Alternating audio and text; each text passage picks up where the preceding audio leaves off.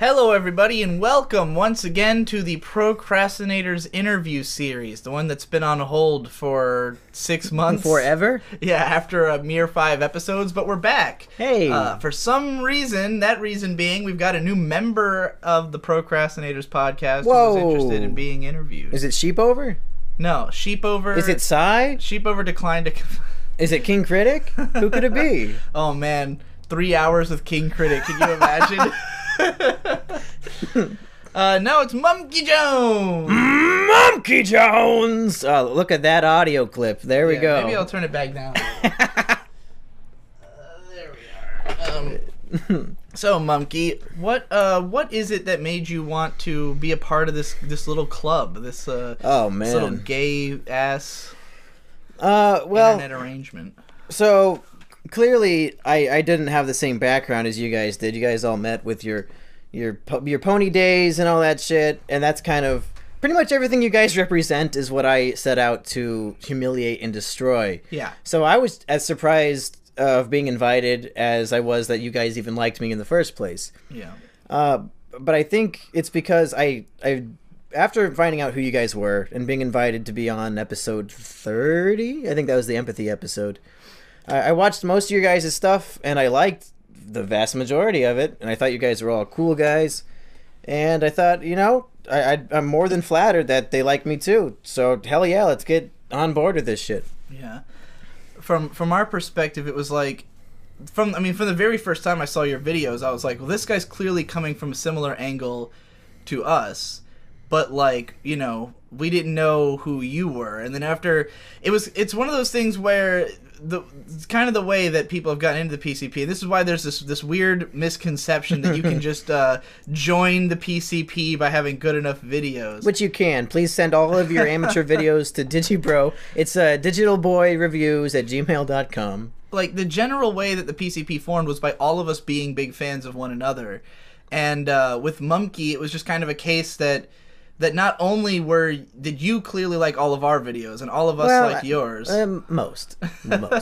Yeah. Well, we like I've seen Ben's work and not impressed. Initially, it was just Jesse who found you, and then he God showed you to bless me. him. And I when I find a YouTuber who makes like one video I like, I watch all of their catalog. So as soon as he showed me the BGOT video, I watched like every Mumkey video on Earth. Because I had like a new video every day at some point. So I watched all of it, and I was like, well, yeah, this guy's really cool. And I really enjoyed the Nuzlocke series because I'd never seen such a like high production Let's Play before. Hey. That was me attempting to emulate the style of Pro Jared because I really liked his Nuzlocke series, but I think I did it better than him, even though he's like a big shot. It helps that you're funny. Yeah, and his Pro Jared is a total normie. His audio mixing. We don't need to go too deep into this because I know how much you love talking about audio mixing, but it's hard to hear him because he has the game volume too loud, louder than him. So it's like, oh god, this is a struggle to get through because I can't hear half the shit he's saying. Yeah. And he doesn't do any audience interaction. He just like makes up sounds. I'm like, okay, I can take his formula and perfect it, get some audience interaction with the names, polish up the sound a little bit more, even though in the Fire Red days I was using like a shit microphone, but I still think it was better than his. You know. I mean, this is somewhere that me and Endless Jess don't quite see eye to eye on, is that I really like the audience interaction aspect. Oh, he doesn't like it? He just hates the audience. Yeah, he hates the idea of interacting with the audience and letting them get away with being a bunch of idiots, which you kind of do. Which if I handled it, I wouldn't handle it the way you do. What do I do? I would have audience interaction, but it would be on my terms. You kind of let the audience run wild and say whatever they want. And you mean like in the Nuzlocke? What do you mean? Well, I just mean in general, like you interact with your audience a lot, but regardless of what they say, you will interact with it. Like if they shit talk you, you'll still put that in a video. That's funny. Like for me, I love having discussions and stuff, but like if someone's just talking shit, I'll just ban them, you know, and then like I'll promote it's about cultivating your audience. Like what you want them to be like is how you sort of promote them, but you've kind of let yours just run free and do whatever they want. I think it's because you and I are making very different types of content. Yeah. Mine are very much this is the Wild West of the internet where anything goes, and I'm gonna say the edgiest, most offensive, racist things I can think of. I'm gonna make fun of everybody, Right. No holds barred. Whereas you're like, you know what? Let's analyze this show and appreciate it or hate it. So it makes sense that I would want more of a Wild West. The internet is a hellhole sort of comment section, whereas you would want a thoughtful discussion of Soul Eater. Yeah. Hey, Soul Eater's cool. Yeah. You said it in a cool way. It made me excited. It's cool. I'm a baby. I'm 12. Anyways, so you've got a very active comment section. I imagine it's my favorite comment section. I imagine that your audience interaction is heavily inspired by the Biggest Problem in the Universe podcast. Oh, sure, I could see that. Yeah. They would always bring in voicemails of people shitting on them, and it was the funniest stuff. Yeah, and that's like I always wanted to get more in on that, but it doesn't fit my, again, like you just said, we're doing very different kinds of content, and like for me, if I tried to make a video like one of yours, it would just be weird, you know, like on the main channel, for sure. Like it wouldn't inspire the same kind of interactions that yours would. Whereas like with Maddox, he's kind of had that character for so long that it was like, you know, people were talking to him the same way they would have on the old website. And you know, I remember one of the early videos I saw from you was the Monkey's Anime Reviews. When I review myself. Yeah, but you cite all these things that you've been ripping off, and a lot of them were stuff that I also was a fan of, and I was like, when I saw a fucking Biggest Problem, not only that you put in Maddox, but also Dick Masterson, I think, and I was just like, oh my god, this dude knows his shit. Yeah. And to touch on that a little, I mean, I want to touch on everything a little bit. This is breaching away from just you personally, but you are like one of the only people I know who got into Biggest Problem via Dick Masterson. That's right. And what's the deal with that? Why How'd you find him? So I was on poll one day, the best 4chan board. Okay, let's go back in time about 10 years. When I was a sophomore in high school, 10 years? Oh, well, let's go back in time about 6-7 years. I would have been like 15 or 16. So yeah, about 5 years. I found the Dr. Phil clip, the infamous "Men Are Better Than Women" with Dick Masterson on Dr. Phil. And I was really inspired. I thought it was the coolest thing ever. And then I bought the book. And then in my sophomore year, you always have to do those book projects in high school, like read a book and write a letter to the author or write a 3-page report. So I did mine over Men Are Better Than Women by Dick Masterson.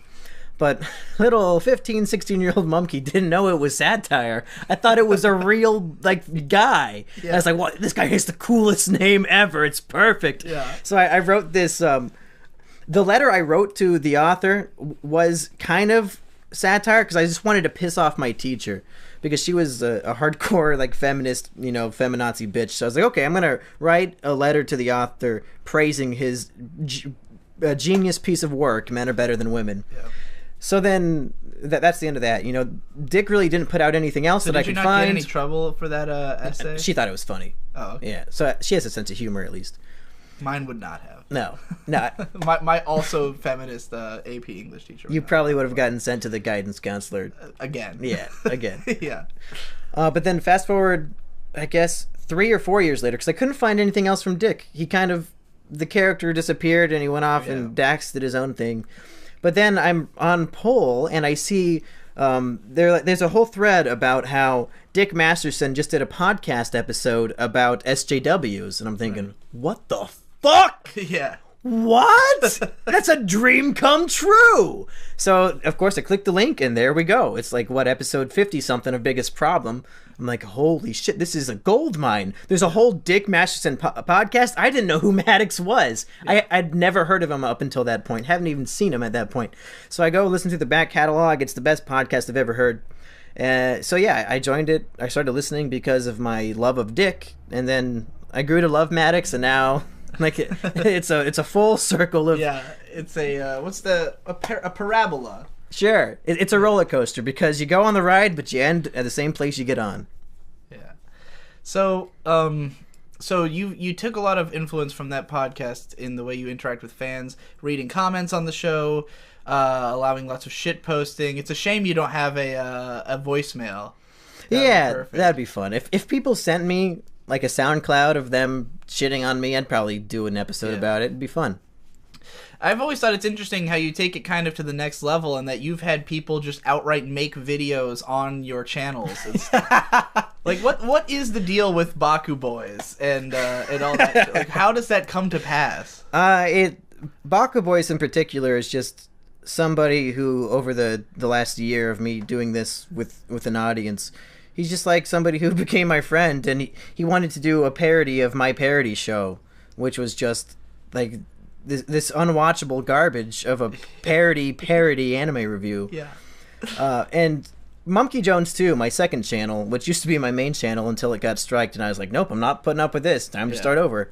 And now that the strikes are gone, Mumkey Jones 2 is my designated shitposting channel, and I just straight up said, anybody can send me anything, and I'll put it on this channel. I don't care. So that's how we get the Cream Man, Nuzlocke Let's Plays. We get Baku Boys terrible reviews. There's all kinds of fun stuff on there. Because, I mean, it's just a shitpost channel. Right. You know? It's fun. Yeah. So, how many YouTube channels have you had? Oh, God. Like, my whole life? Because Infinite number. I was talking to Jess about you, and he was saying something about you being fairly new, and I was like, well, I'm pretty sure Mumkey Jones is like not even close to your first YouTube channel. No. It's just the first one that's gotten popular. So, what is the first YouTube channel you ever made? What year and what was on it? First one I made was when I was 11, so actually 10 years ago, and it was called Nubs because my nickname in, I guess, middle school was Nubs, because I would pull my arm inside of my shirt and then just stick out the elbow. So it was like I was a war veteran who got his arm chopped off. So everybody called me Nubs back in the day. Have you ever not been a human shitpost? I don't think so. I would get in trouble all the time in elementary school. My whole life I've always gotten in trouble for just trying to be funny. Yeah. But for being what we in professional circles refer to as a little shit. Yep. Well, I mean, some people seem to like it. Yeah. And on that channel, my mom had like a shitty little tiny picture camera, but it could also record videos. So I'd have my little brother Patchy, who would have been 8 or 9 at the time, record me doing like Chris Angel Mind Freak parodies. Where I see. And I was also a fan of the movie Super Size Me with Morgan Spurlock, where he eats McDonald's every day for 30 days. I started doing parodies of that, where I would like drink milk for 30 days or be trapped in my bedroom closet for 30 days. But I mean, obviously it's fake. I'm just doing it all in the same day. So these all sound genius. How watchable are they? They're not. They're awful. I don't think they exist anymore, because that channel. So this is the first time I got a channel taken down. Okay. I assume for copyright reasons. Well. or possibly community guidelines violation. So I was 13 at the time. I'm 2 years deep into this channel. Got just tons of horrible, unwatchable garbage on there that I would relentlessly like post all over the internet because I wanted to become YouTube famous, as all 11-year-olds tend to do. Yeah. Thank God. This is 2007, right? Yeah. Or well, now that you're 13, it's 2009. So like YouTube celebrity is not really a thing yet. No. It's just that we knew there were some videos that were big. Like, that was back when Little Karibo and AVGN were celebrities, and they had like 40,000 subs. Yeah, and they weren't even really on YouTube at the beginning. Yeah, they had their own websites. Yeah. Yeah, I knew both of them at the time, but I didn't associate them with YouTube at all. Or I also didn't think they made money. I didn't think anybody was making money doing this until Game Grumps revealed that they were making money in the first episode. Shit. So here's how the channel got taken down. This is how the downfall of Nubs. There's this video I found. I don't remember what it was called, but the premise is that they have an Elmo toy, and this is like a professional film company made this video for their channel, and it's called like it's like Elmo's a pimp, and Elmo's like, oh hey, I'm gonna bitch slap a hoe, I'm Elmo. It's like that kind of thing. So what I did was I downloaded their video, And then I uploaded it on my channel, and I called it Elmo's a Pimp in all caps, and it got like a good amount of views. So you just straight freebooted their video. So then the company... Why did you think that was okay? No, this is not the end of my hubris, my friend. God. So the company very politely just sends me a YouTube message saying, "Hey, this is our video. Can you take it down?" And I'm thinking, "Oh my God, this must be like way before the whole Content ID days, way back in the day." But I can't even imagine a company politely messaging me to take my video down today. Believe it or not, I did not take advantage of their kind-hearted gesture, because I replied, I'm ready. I'm like, "Hey, this is a good opportunity for me." I said, "How about you make a video like making fun of me or something?" You know? Oh, I see. You tried to game them back. Yep. All right. And then the next day, my channel was deleted. So wow, didn't work. Yeah, that's a little shit when I was 13. That was a foolish endeavor all around, I would say. So all those videos are gone. Why, in the first place, did you think it would be a good idea to re-upload their video? Because I was like 12. You just thought, like, it's popular, so I'll also get... Yeah, you know, what even could you rip it with back then? Did they have YouTube rips, like, websites? They must have. We had something. Huh. Yeah, well... So that's your first channel, dead. Yeah. So I'm assuming you didn't have any side channels at the time. It was just that one. I didn't need any side channels because nobody was watching. So what's the next channel you make? Then I guess in high school I had one that still exists, but once Mumkey got big, I changed the name and I put all the videos on private, and so all these videos are still out there, and I can post them sometime, just not yet. I'm biding my time for these ones.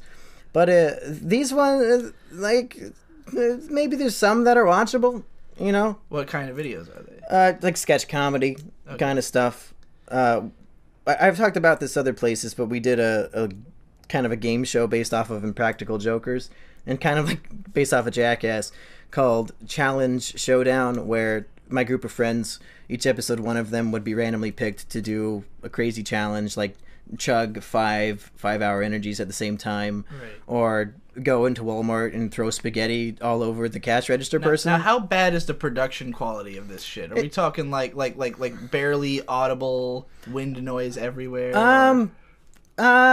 Most of it was filmed indoors, so it's not too bad. Wait, one of them threw spaghetti at a cashier. Yeah, that's inside Walmart. We were filming inside the store. Oh my God! You didn't get in trouble for that one? No, we left. We ran out. Wow. Well, so okay, you had this that show, then just sketch comedy. Yeah, I had a sketch show. I started a film club in my school because I wanted people to make videos with me, because nobody really wanted to. I was the only guy in the whole school making videos, so I started a film club, and the show I started using the people who joined the film club was called Family Sitcom. I wanted to call it Family Shitcom, but it was associated with the school, so I couldn't.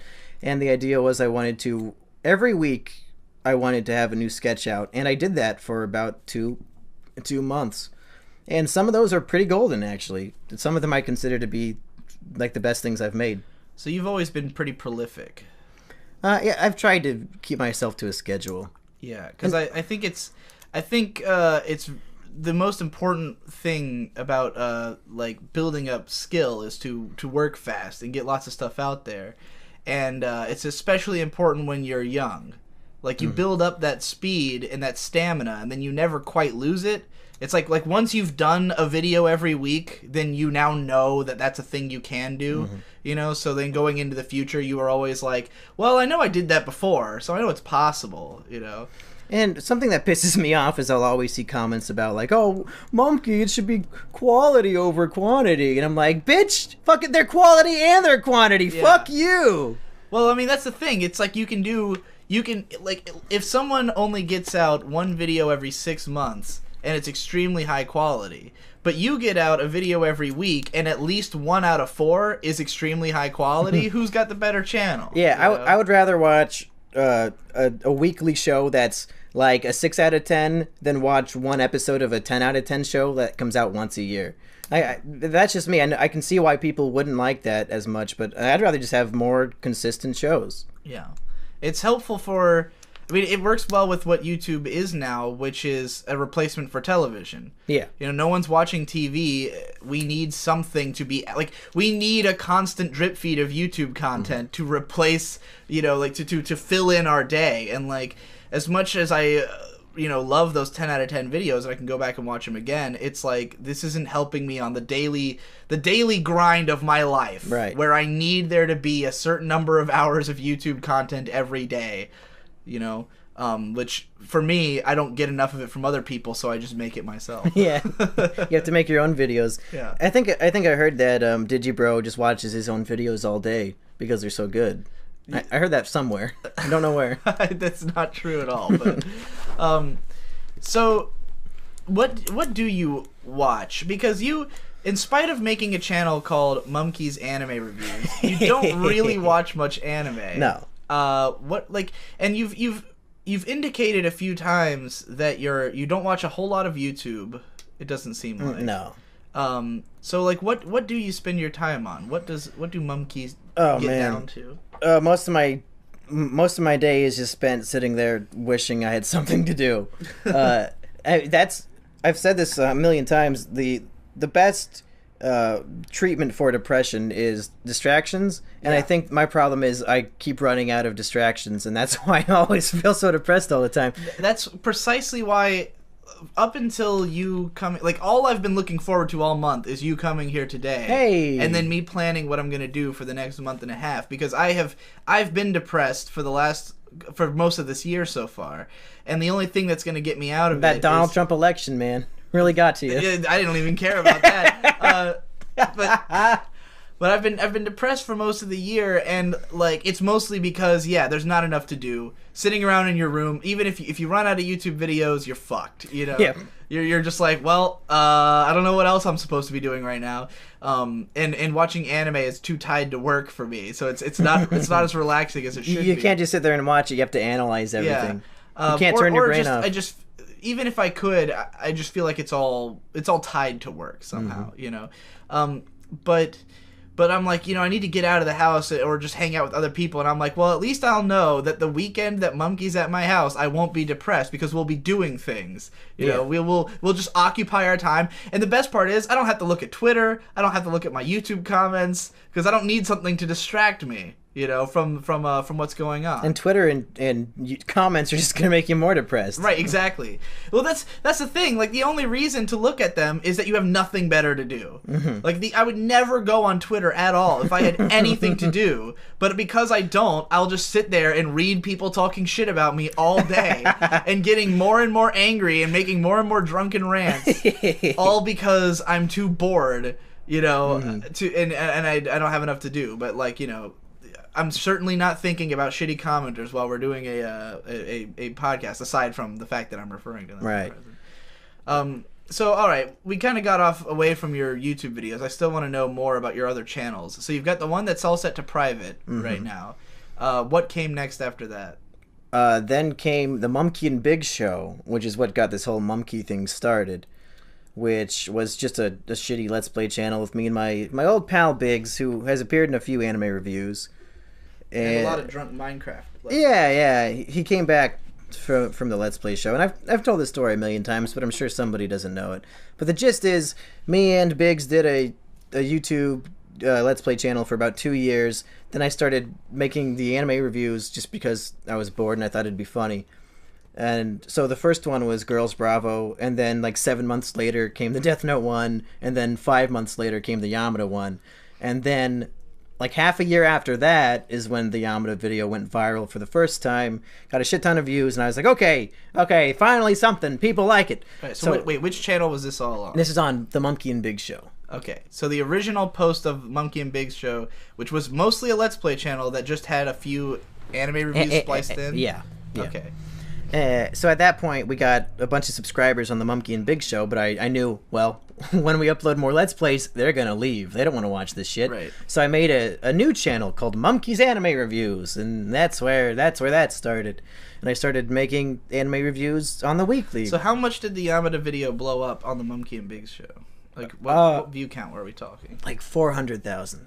Oh my god. Yeah. So huge deal.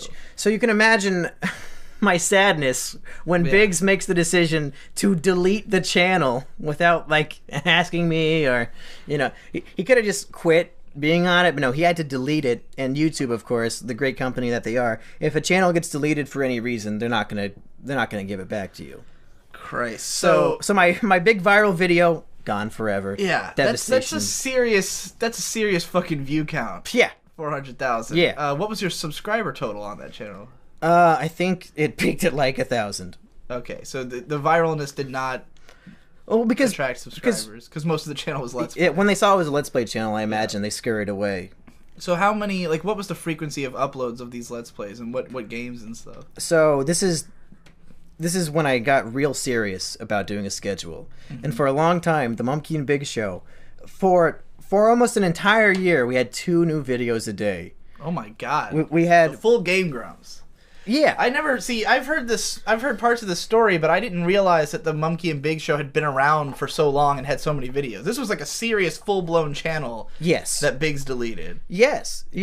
That's why it was so devastating. You didn't kill him. I almost did. I didn't talk to him for a long, long time. Yeah. Which I shouldn't have even talked to him ever again. But did he ever, like, apologize? Of course not.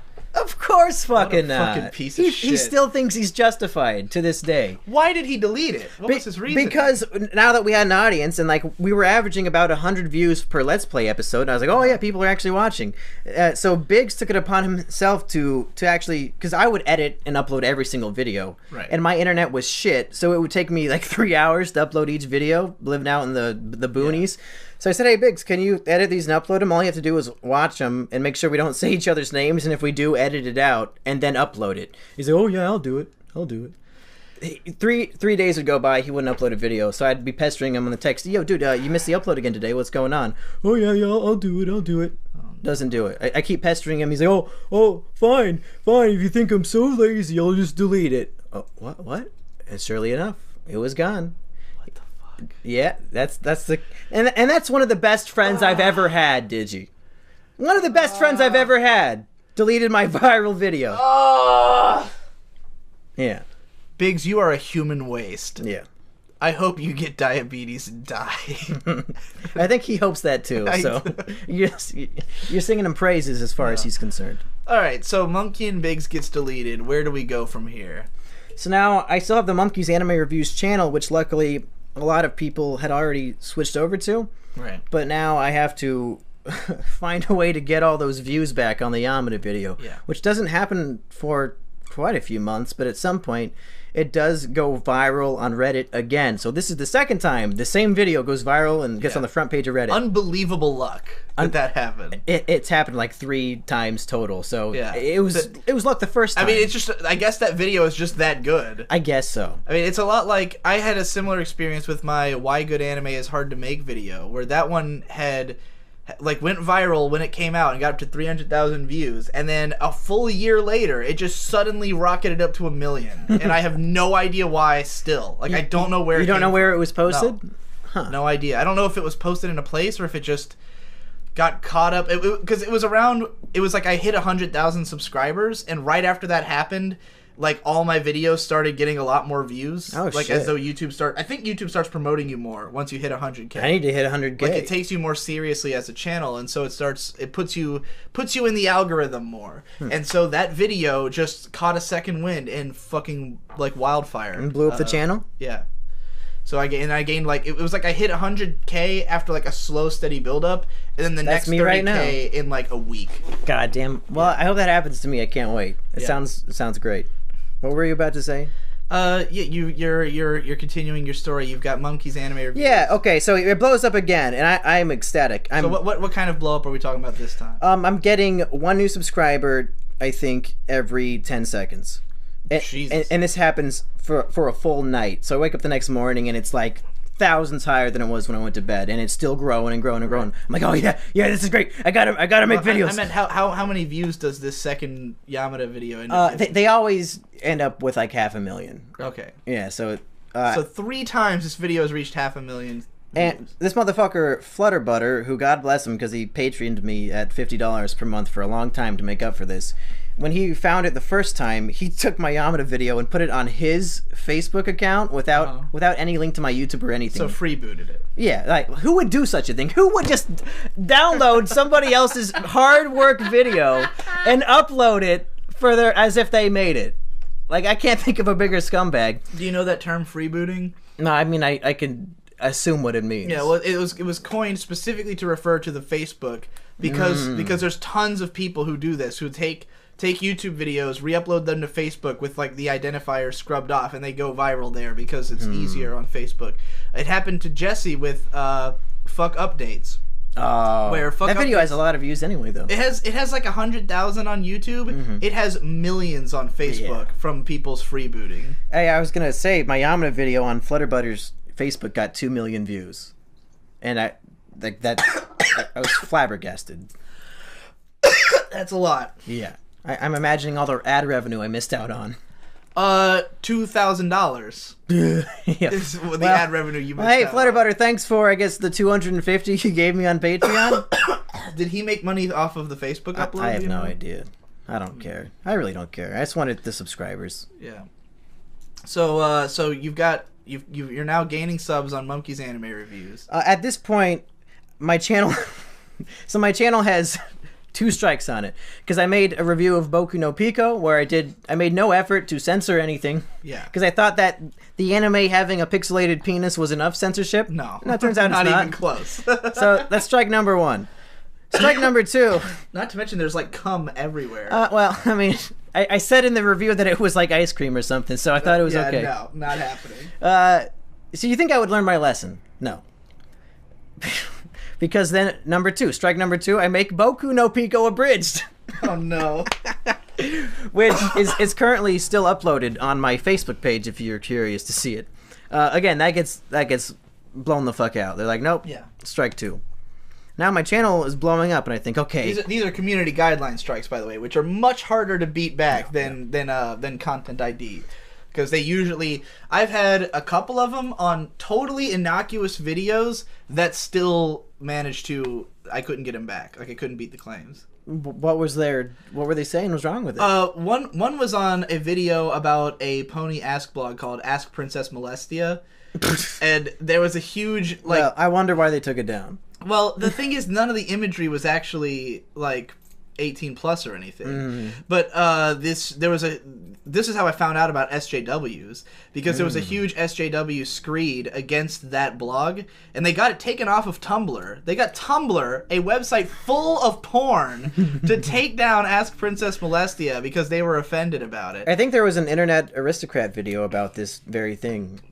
Possibly. I distinctly remember something about that. But yeah, they got that blog taken down, and then they got my video taken down about the blog. So so I got a guideline strike on that, contested it, didn't win. The next one I got, this one's just utter bullshit, was for a review of JoJo's Bizarre Adventure that there was literally, I have no idea. I think someone just had it out for me and got a guideline strike on it, and yeah, it just went down. And then I think I did beat that one, but it took a while, and it was just like... Yeah, guideline strikes are hard to beat. They're a pain in the ass. Well, I didn't get an opportunity to try to fight the third one, because once you hit strike 3, you're out. You don't even get a chance to say, hey, wait, no, you took this down wrong. So when I see him blowing up, I think, okay, I got to make a new video right now to celebrate all these new subs. So I wanted to make a satirical video mocking how... like porn on YouTube, and people are always looking for porn on YouTube. Right. And if you're... Like, I had it on the Let's Play series. There was we're doing Mega Man Legends 2, and at the time each episode had like maybe 20 views, but then there was one that had like a kind of a pornographic name, and it had like 10 times the views. Right. So that was my inspiration. Like, why the fuck? It says Mega Man Legends Let's Play episode 14, like roll hentai or something. Why does this have so many more views? Why are these idiots clicking on this? Yeah. Why are they searching for this on YouTube? Yeah. So the whole video was making fun of kind of that idea. But I think where I fucked up was that the title of the video, to play into the satire, was all caps, hentai porn XXX, YouTube naked girls boobs, blah, blah, blah. So I think that just hit the computer, the system. They're like, oh, take it down, take it down. Like, there's no way. Computers don't understand satire, I guess. Yeah. So they see that title and they take it down. It's also that misleading titles are against the YouTube product. It wasn't misleading. It's a satirical thing, right? I would argue you'd have for to it. argue against YouTube about that, but you didn't get the chance. Yeah, 'cause I of didn't get strike the 3. chance. So they take down the video, and now I have no YouTube channel. They're all gone. So when I make the new one, all the old fans have to somehow come back and find me because I don't have a Twitter. I don't have a Facebook or anything at that point. Or maybe I had started the Facebook, maybe. But yeah, so I have to pretty much start from scratch again, and all the fans have to find me again. I'm sure there's hundreds, if not thousands, of people out there who just forgot about me and never bothered to find me again, which is so disappointing and sad.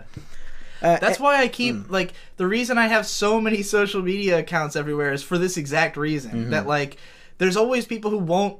I mean, there's people still who watch all of my main channel videos and somehow don't know about Digibro After Dark or the Twitter or something. Like, even though I mentioned it like every video I make, but there's always someone who's discovering it for the first time. But like for me, it's just I just need there to be.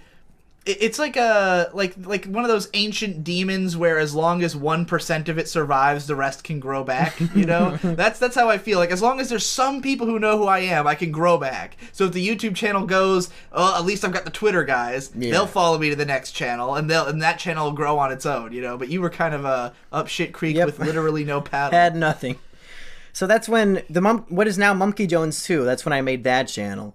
Which was just called Mumkey Jones at the time because I dropped the name Mumkey's Anime Reviews in favor of Mumkey Jones. I think that's what happened. This is all a blur in my head over the last year.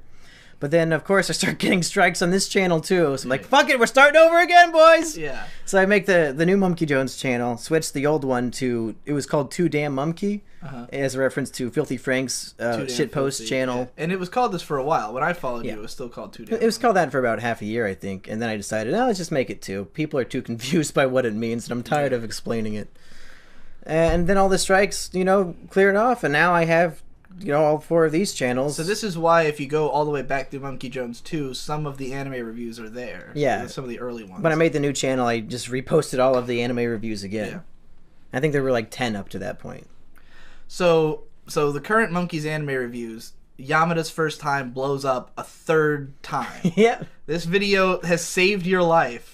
Countless times. Because if not for it blowing up again, you would still be in the situation if no one knows where you are. I'd probably still be at like 500 subs at this point. But yeah, it keeps blowing up, and then that gives people opportunities to find other videos that have potential for blowing up. Like the Elliot Roger video has been posted in some subreddits. The Incels video gets posted to Incels like every week. That's fucking great. Yeah. I knew that was gonna happen. How do they feel about it? For the most part, they think it's funny, but they're like, "Oh, he's misrepresenting us." Of course. And I'm like, dude, I just took posts from here. Yeah, literal quotes from you guys. But I mean, I did go out of my way to find the funny stuff. Right, so, of course. I mean, I don't know. The concept alone is hilarious. So. And the Corey in the House video has been posted some places because it's my 2nd most viewed video, I think. Which I think it should be first. I think it's way better than Yamada. But I just have a personal preference for Elliot Roger stuff. I think the Yamada one it's one of my favorites on your channel just because it's got that it's such a clear line. There's no like most of your videos are they go in a lot of different directions. Yamada is just one tension build the whole way through. It's just like starts off seeming one way, then it starts to lean, it just keeps leaning further and further until it just falls right off a cliff, and that's what's so great about it.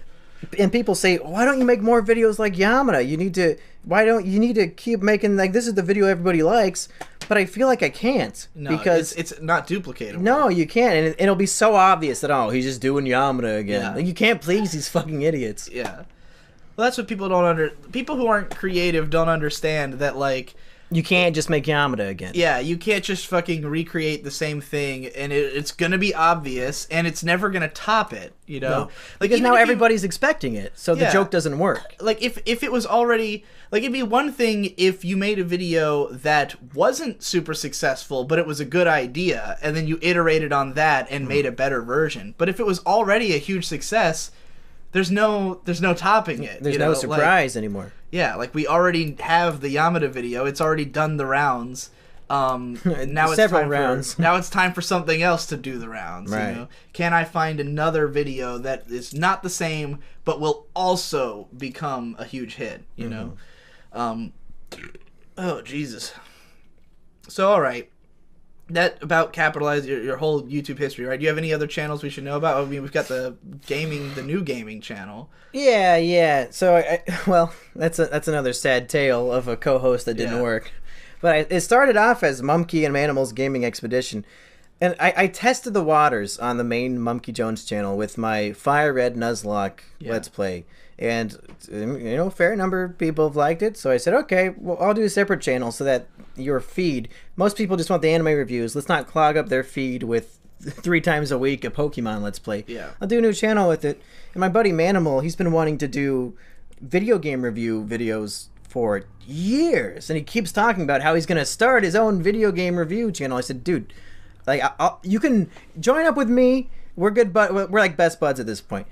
I'll give you a free audience of 1,000 people. You're gonna this great opportunity that most new content creators don't get. Yeah. You can just I'll give you my audience. You have the exact mindset I do, Mumkey. That's just what I've told so many of like Victor or other friends of mine, where I'm just like, you don't understand that if you make anything and I like it and I can promote it, you're in the door. Yeah. Like Shade is a music producer. Like, he's made hundreds of dollars just because he makes beats for me, and I'm already famous. So people will buy my album because I'm Digibro. Mm-hmm. It's like, Shade, all you have to do is make, like, no other musician gets this opportunity to just make money just because you're tied to this other guy, but it's totally worth it because you can launch a career out of it. If people like your beats, they're going to want to hire you, to do more. So, and that's what I've been trying to convince Victor for years to become a YouTuber. He just doesn't have a good idea for what he wants to do with it.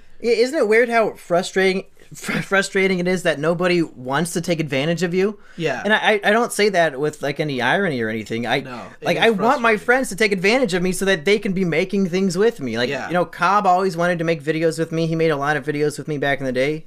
Cobb, hey, I got, 10,000 subs. Let's make some stuff together. People will watch it.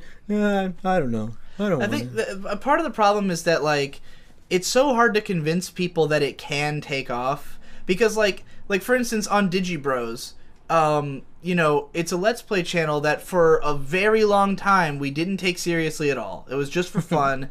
And I would have my friends and stuff on there. And I would always be like, guys, like, if we want to take this seriously, this channel can take off and it can become a job. But no one would ever do it because they just don't see it. Even though I'm standing here with a 300,000 subscriber channel going, I know it's possible. I even know how to do it, But it's just a matter of, like, convincing people, like, hey, I know that this seems like it won't work out, and for a year it's going to seem that way, but eventually it will take off, I think it revealed to me that there is a very clear distinction between those who are consumers and those who are creators. Yeah, and I think it takes a very particular type of person to be an actual creator who has a bit of a work ethic and actually is motivated to do things. And I found very quickly that none of my friends meet that criteria. No. So I was like, oh, Manimal, you want to do this? Here's the audience for it. Do it. Oh, yeah, okay. Yeah, what you just described is how the procrastinators happened. Because, like, individually, none of us have friends who will do things, Like Ben and Nate are brothers, and that's why both of them are, they both work on creative projects, which is why they're both in the PCP. But, like, we've had times where my brother and Hippo's brother were both in there, and we've had them in the chat before, but they never posted or anything, and they never made anything. Even though they're very talented, either one of them could launch a YouTube channel. They just didn't have good ideas for it. And all my other friends, like, I would try to get them involved in every videos all the time. Like, I always wanted them in Let's Plays. That's been the last year of my life. I would always want to do skits. No one ever wanted to do skits, It's so frustrating. It's really difficult because you're just it's like you can see the successful version of it. You can picture in your mind, guys, if you just for one afternoon decide you want to just, like, stop sitting around being ironic hipsters about everything and work on a video and take it seriously, there's a chance this video could set us all up with careers, But no one will do it because they can't picture it the way that you can. And the thing that makes me the most angry is that these fuckers are all talk. They're all bark and no bite, because they would spend, the years before I was Mumkey, we would just sit around and they'd talk about how they want to make all these things, and now that I'm actually doing it and they have the opportunity to join me, suddenly now they don't want to. Now I'd rather just play Call of Duty again tonight. Yeah. Where the fuck was the cop from 3 years ago who was making videos with me every fucking weekend? Yeah. Now that we have success, you give up? That doesn't make any fucking sense. It's just people become complacent, because at some point, as a creative-minded person, I think there's a definitive moment when it sinks in, I'm not built for this. And it's like, it's when, I think maybe it's because you got successful that they realize. I sense a lot of resentment about it. Yeah. I think it was a lot of jealousy, and that might sound conceited, but I feel like a lot of them felt that way, like, oh, Mumkey doesn't deserve it. I do. I'm grumble. Yeah. I don't want to eat off of his success. I do. I mean, my friends weren't quite like that, but I definitely think that it was when I started really making it when one person makes it, it makes everyone else assess what's the difference between me and them, and then that's when they realize maybe I can't do it. You know, like when they realized that you were doing work every week and that they did not want to do that work every week, or like once they understood what the work would be and that they didn't want to do that work, they decide, maybe I'm better just as a consumer, right? Not as a creator. I mean, that's why I never became a filmmaker, because before I did YouTube for years, I wanted to be a film director.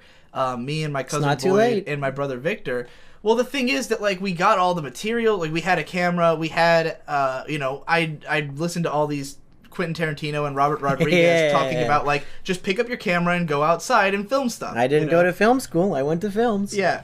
Well, there was one quote in particular where Tarantino says, spend your whole, like, every day when you come home from work on a script, and then on the weekend, shoot that script. That's how you become a great filmmaker. And I was like, that makes perfect sense. That's obviously what you have to do. But if you come home from work and you don't want to write a script, and this keeps happening and you keep telling yourself you'll do it eventually, at some point you have to say, well, this obviously is something I'm never going to do. Yeah. And I think that might be, what happened to my cousin, because he, for a very long time, was saying he was going to be a director, and then at some point he just stopped bringing it up, because I think he realized, well, I'm not doing it, so I'm obviously not doing it. Whereas Victor is now doing it. Yeah. And I mean, I feel the same way as my cousin. I gave up. At some point I realized I how about instead of forcing myself to try to make films, which I'm obviously not doing, I could look at this thing that I do every day for no reason, which is write about anime, and try to make a career out of that, Yeah. Yeah, I guess there are some things that you're just more pre-built for doing, and you should figure that out. Anyway, what I'm trying to get at is that Manimal was super excited about making these reviews, and then he never did. But we did want it. He was very adamant that it shouldn't be just a Let's Play channel, because he looks down on that.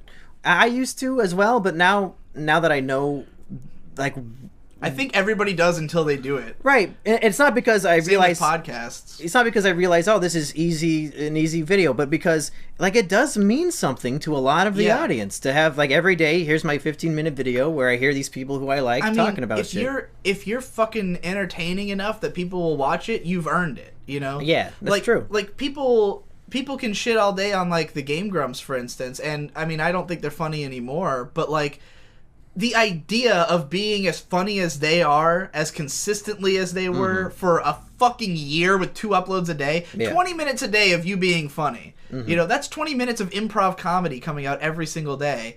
And the game does not carry it. Like, people watch Game Grumps for them. People don't care about the video games they're playing. I can't remember the last time I watched the Game Grumps without it being open in a different tab. Yeah. I just listen to them talk. I mean, sometimes it's a game they're more reactive to, you will. But, like, if you're watching, like, Pokemon, you don't want to look at that. Just open it up in a new tab, sit around, listen to it all day, Or just have it on, like, when I binge watched the entire Dan era, I just had it. I just had it full screen on my computer. What was that? Like a year and a half at that point?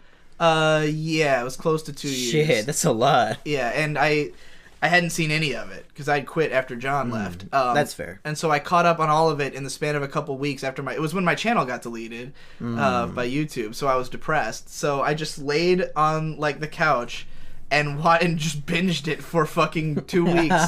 And Was it Yeah, a it good was 2 weeks great. or a bad 2 weeks? Well, I mean, Did Game Dan Grumps numbed me to the crushing pain that I was feeling outside of watching Game Grumps. Now, did you dislike Dan at first, or like did he grow on you, or were you always the same?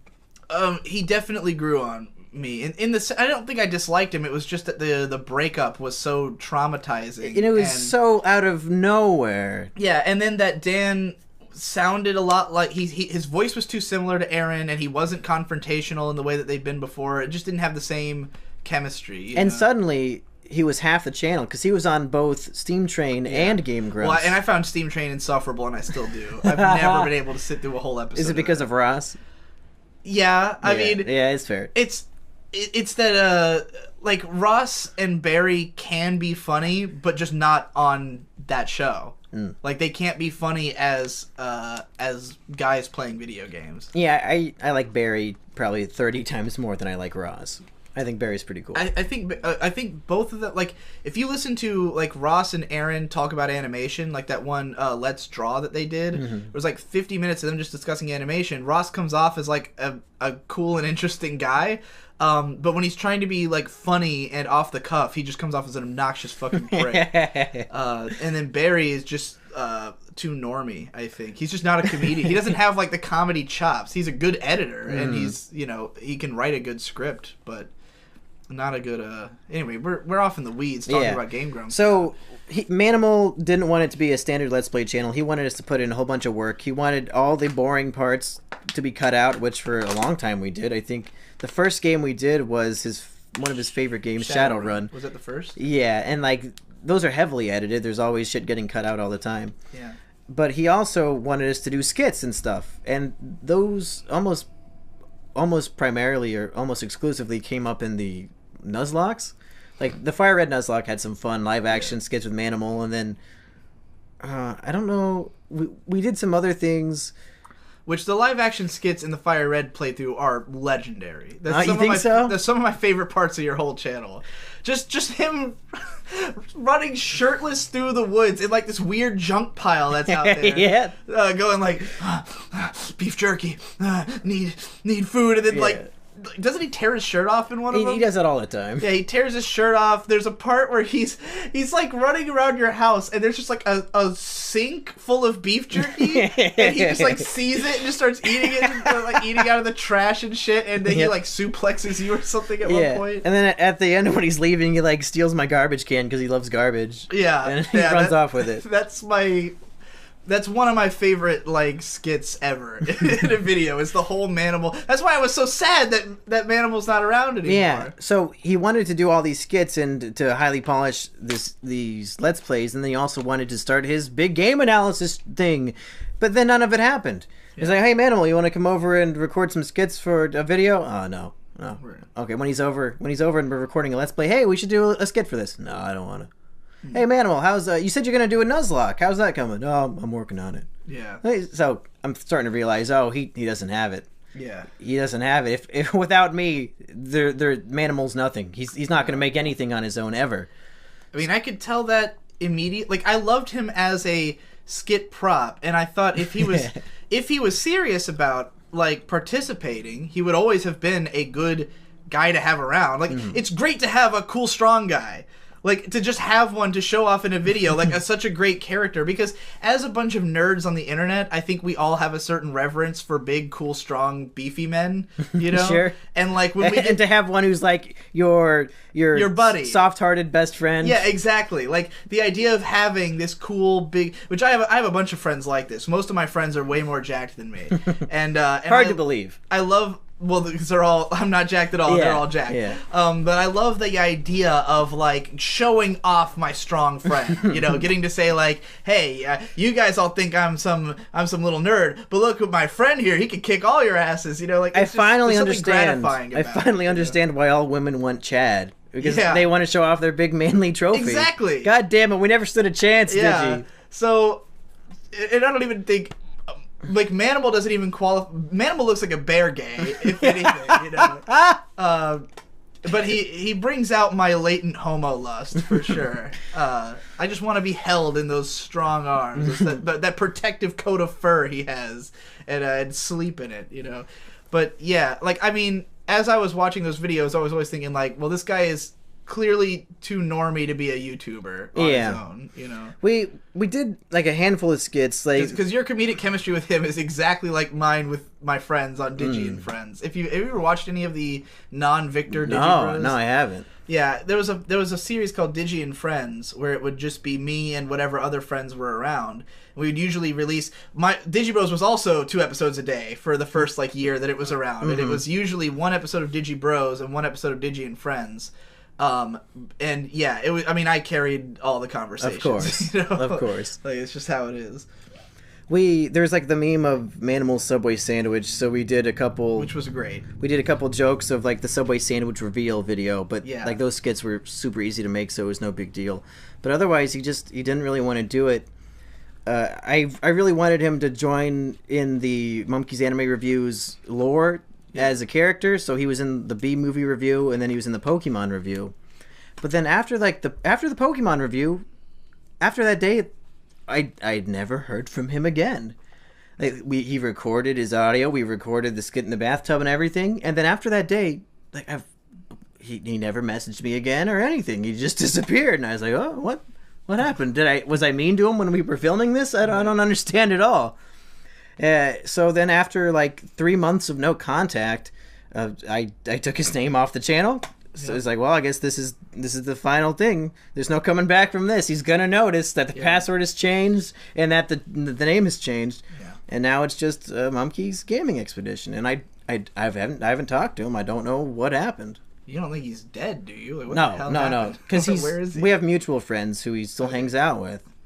It's like, is it my fault? Like I didn't message him either, but like surely if he still wanted to be, I don't know, maybe he's thinking the same thing that I am. Yeah. But I guess neither of us made the effort for whatever reason. That's what happens with me and most of my friends. At some point, neither one of us has contacted each other, and I keep thinking, should I? But surely if he wanted to hang out, he would have contacted me. They're probably thinking the same thing about you. Yeah, but then I'm also like, but that's the thing. I'm not contacting them because I don't know what we'd hang out and do. Yeah. I'm like, well, you know, I don't want to lose this friend, but at the same time, what the hell do I have them around for? You know, just to sit around and do nothing. And it got to the point where maybe he felt like I was using him in some way, because the only times we would ever hang out would be to work on videos, because that's all I ever want to do. Right. And I think that's why a lot of my friends... It's just what happens. This job gets into your head. It like really... I mean, what if you come over to my house for the weekend? By the way, this is a live podcast. If anyone couldn't tell, we're in the same room on the same microphone. And we're both naked. Because it's very hot in here. And the plan was, Mumkey was like, I'm coming over to your house for this weekend. Let's record 1,000 things. Yeah. Like, that's all we've been doing. That's all we've done, and that's all I want to do. For me, it's the best possible thing. Yeah. Like, that's why I'm so close with the PCP. Like, we don't... I think there might be a conception of us doing anything other than the PCP together, and we don't. We hang out in this chat where we either are... I mean, we share our random thoughts and stuff, but like... We get into vicious arguments that are hurtful and personal sometimes. Yeah, but like... I love you, Jess! But like, most of the times that we talk is all for recordings. We don't do calls randomly. No, I hate calls. At the end of every PCP, as soon as I turn off the recording, I exit the call because I don't want to talk. I hate it. I usually do too. The only reason Nate hangs out in there is because he's trying to pressure everybody to get their audio before they leave the call. Yeah, that's fair. Yeah, I always send it immediately. We don't usually hang out and talk afterwards unless we have like... I don't know, sometimes we do, and it can be nice, you know, but like, and sometimes I will orchestrate a podcast just so that we can have a conversation. Like, there's been plenty of podcasts that were recorded just on the basis of, I want to talk to my friends. We did one recently that I threw out. Yeah. Well, I think Jess was upset about it, because he just thought it didn't come out well, and I kind of agreed, and I also, the thing is that the conceit of the podcast was just an excuse to talk with friends, you know? And, like, when it was just me and you at the beginning, I thought that would have made a good podcast, but once everybody else joined in, I was like, well, this is just a conversation now. This doesn't really need to be public. This is going crazy. Yeah. But that's a thing that happens with us, and I don't necessarily see that as, like, a huge negative. Like, I just really enjoy making stuff, and I enjoy having people around who can make stuff with me, which is why I've kind of taken to you so much, because you have the same mindset I do, and you're as prolific as me. which, you know, it's harder for me to work with the other members of the PCP because they're all working on their own stuff, and they... Like, if I get Nate to do something else, that's taking away from his videos. Yeah, you know? It sounds like he doesn't have a lot of time to do his own stuff as it is. He's already working a full-time job, right. And he's working on the PCP, which it used to be he edited PCP, and the only reason he stopped is because it was taking too much time away from editing his regular videos. Because he would do a lot of editing. Overboard because he cannot just fucking post a video to the internet. But that's why as soon as I feel like me and you have the same mindset about videos, which is it's more important that it's done than that it's perfect. Sure. You know, like sure. You can't watch something if you don't put it up. Yeah, I don't care much about editing. I don't care much about like making it pretty or perfect for everybody, because not every video has to be seen by everyone, you know. I make lots of stuff that I just post on my subreddit and that's it, you know. Or on Pornhub. Wait, what have you posted on Pornhub? Well, I assisted a friend of mine in making a video. Yeah, I know that the Hentai Samurai wasn't you. No, but you helped him out. Yeah, he's not around today because he's taking a sabbatical to the porn store. He's taking he's an assistant manager at Got It Video. Wait, doesn't sabbatical mean he's not working? For Hentai Samurai, it's a sabbatical from porn, from jacking off. He takes a vacation to go work at his other job. Basically, he goes to work at a porn store because as a samurai, he has to... Samurai! Yeah, as a samurai, he has to have a certain level of, like, countenance. Like, he has to be... what's the word I'm looking for? Like Bushido, like that Bushido code of like temperance of jerking off. Well, basically, he's trying to not jerk off, and by going to work for 8 hours a day, but being surrounded by porn, it helps him to build up his, his chakras. Yeah, he basically stands around at work all day, like fuming, like. I would imagine that 3D porn would disgust him, and he only wants to see hentai. Hentai Samurai he loves all porn. He's a connoisseur of he celebrates all types. Yeah. He celebrates it. Anyway, I think the point we're trying to make is that these friends of ours feel like they're being used, whereas in my mind I think we have a fun chemistry, a good friendship, and I want to share that with the whole world. Yeah. Where he might feel like, oh, he's just using me to have a co-host on his That's what's so difficult about it is that like the reason I had all my friends on there is because I think they're cool people. Yeah. You know, I like all these guys. So it's especially painful when they no longer want to do it or to be friends with you.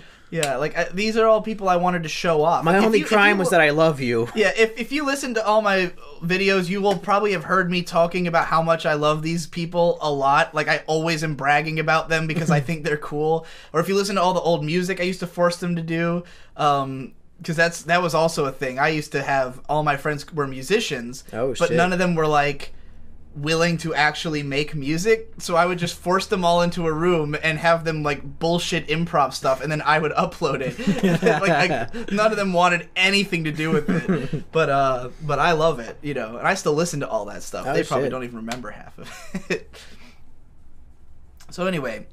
So yeah, so you've gotten to that. You are now in the same position I am, falling out with all your friends, trying to get the hell out of your hometown. Yeah, moving the hell out. Yeah. By the time this is up, I'll probably be moved out. I don't know. This could come out tomorrow. Yeah, well, I'm moving at the end of March.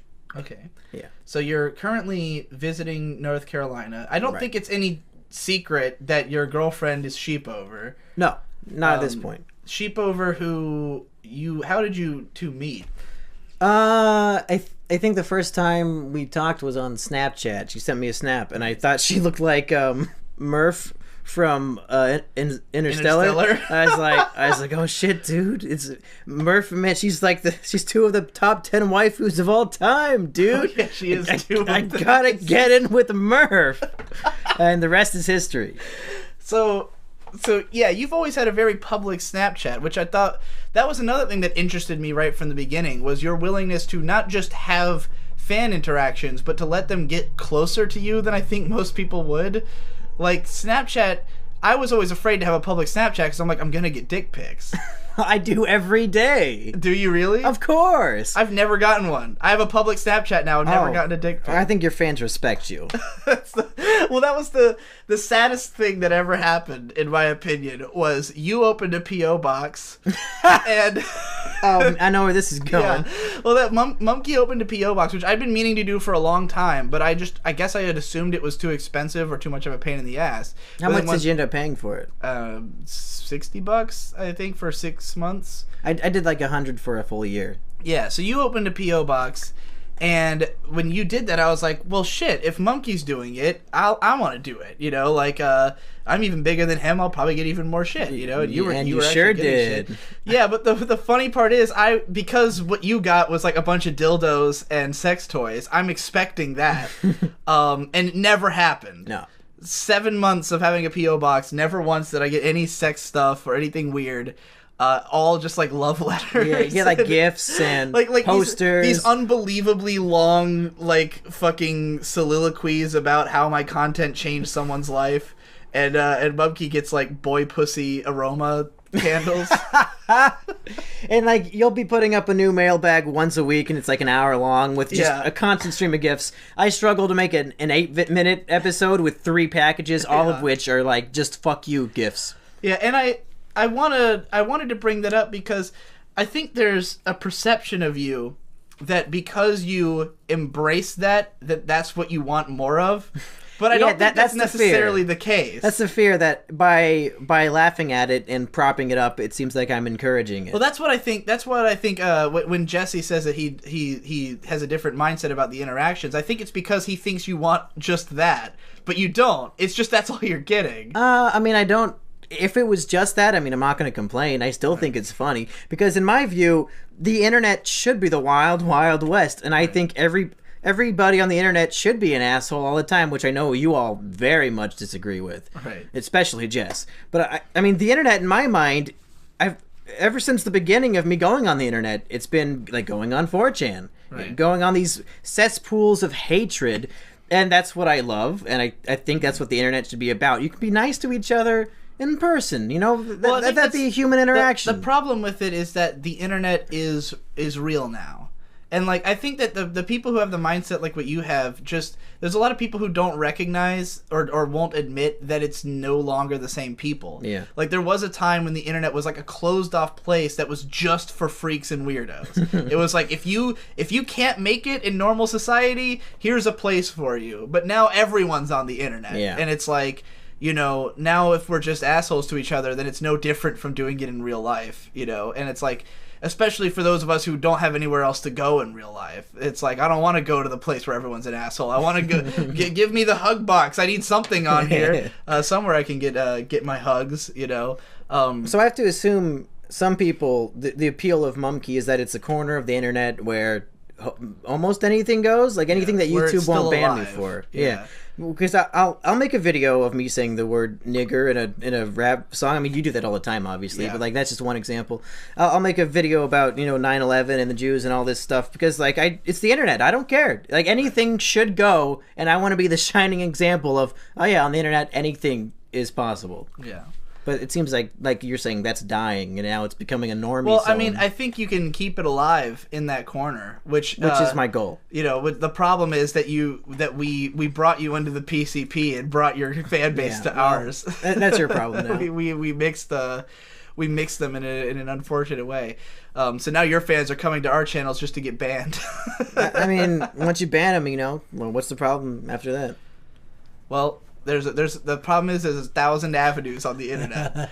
But anyways, yeah, I mean, I understand the desire to like keep that alive, and that's kind of why I still go on 4chan, for the same reason that like I like that the internet can be a place that normal stuff can happen, and like my channel, obviously I try to preserve like meaningful conversation and stuff, but I don't always want that. Sometimes I just want to go to 4chan, and see what's and see the assholes be assholes to each other, So I totally understand the idea of like having it alive, but would you not say that if fans sent you like genuine stuff, you would also be happy with that too? Oh yeah. I mean, let's not say that everything I've gotten is bad. I've gotten some good things.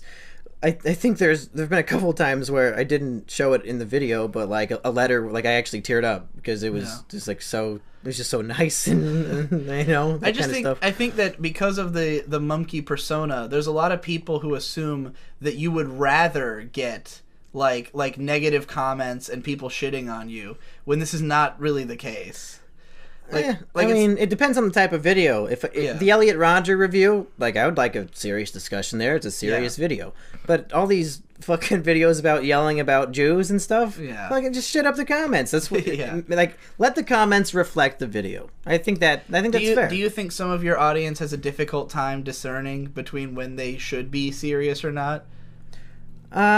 Probably. I mean, I don't care as long as their mean comments are funny, even if they're genuine. If they're funny, then I still love them because it makes me laugh. Funny is always the problem. I think the biggest problem with commenters is that so many of them aren't funny and think they are. Yeah. That's by far my biggest. Like, I don't even mind. I've gotten comments that shit on me that were legitimately funny that I will upvote. You know, like it's not every day. Like, if you leave a comment that's just like "fuck you," then I'm like, well, you're... I think that's funny because the lack of effort is funny on its own. It can be, but if it's just like someone like, because I usually am like, I know why. It's just some snob fan or something, you know, just saying "fuck you." I'm just like, you're banned. Do you ever get comments where it just says "okay" and nothing more? Those do make me laugh. It's like, why did you post this? I actually do think those are pretty funny. Like, what the fuck is this in reference to? I always get so confused and I don't know what to do about it. I'm like, is this a shit post? What is this? I love those. Yeah. Well, okay. That's the thing. "Fuck you" is too unambiguous. If you're so confounding, like I've had some where they're shitting on me, but they're just like so incompetent at English that I leave it up because I feel like they've defeated themselves. You know, like. Oh yeah, it can be a lot of fun. If you're still listening, just comment "okay" on this episode. Someone probably already did before they even got to this point. Yeah, it's just that guy who does it. It probably says "okay" and then edit ... shit. Now they're gonna do that on purpose. You fucked it all up. Oh damn it. Maybe they'll take it another step farther from where we've thought. Yeah. Let's not give them any more freebies. So, you are planning to either before this comes out or right afterwards to end Mumkey's anime review. Coming to an end, baby. I'll finally be free. Yeah. Episode 50. I thought I'd go to 100, but I think I've exercised the lore enough, and I can only. Mumkey can only go through this cycle of knowing that it's all conspiracy and then thinking it's real and back and forth. It's already gotten to a point of saturation. Yeah, and I'm like, okay, well, this needs to end. I can't stretch this out forever. Let's end it once and for all. I'll keep making the exact same style of video, but we just won't call it Mumkey's Anime Reviews. And it won't have the narrative with Uncle Alex and Jumkey and all that. All that's going to get retired. I might keep Jumkey and Alexa as characters, but it's like it'll be a different canon. Right. Maybe. So, oh god, I got a burp coming in. There we go. Where are you going to go after this, after it's all over? Do you think you'll ever construct another narrative, or do you think you're done with that whole aspect of it? I think it was a fun little experiment.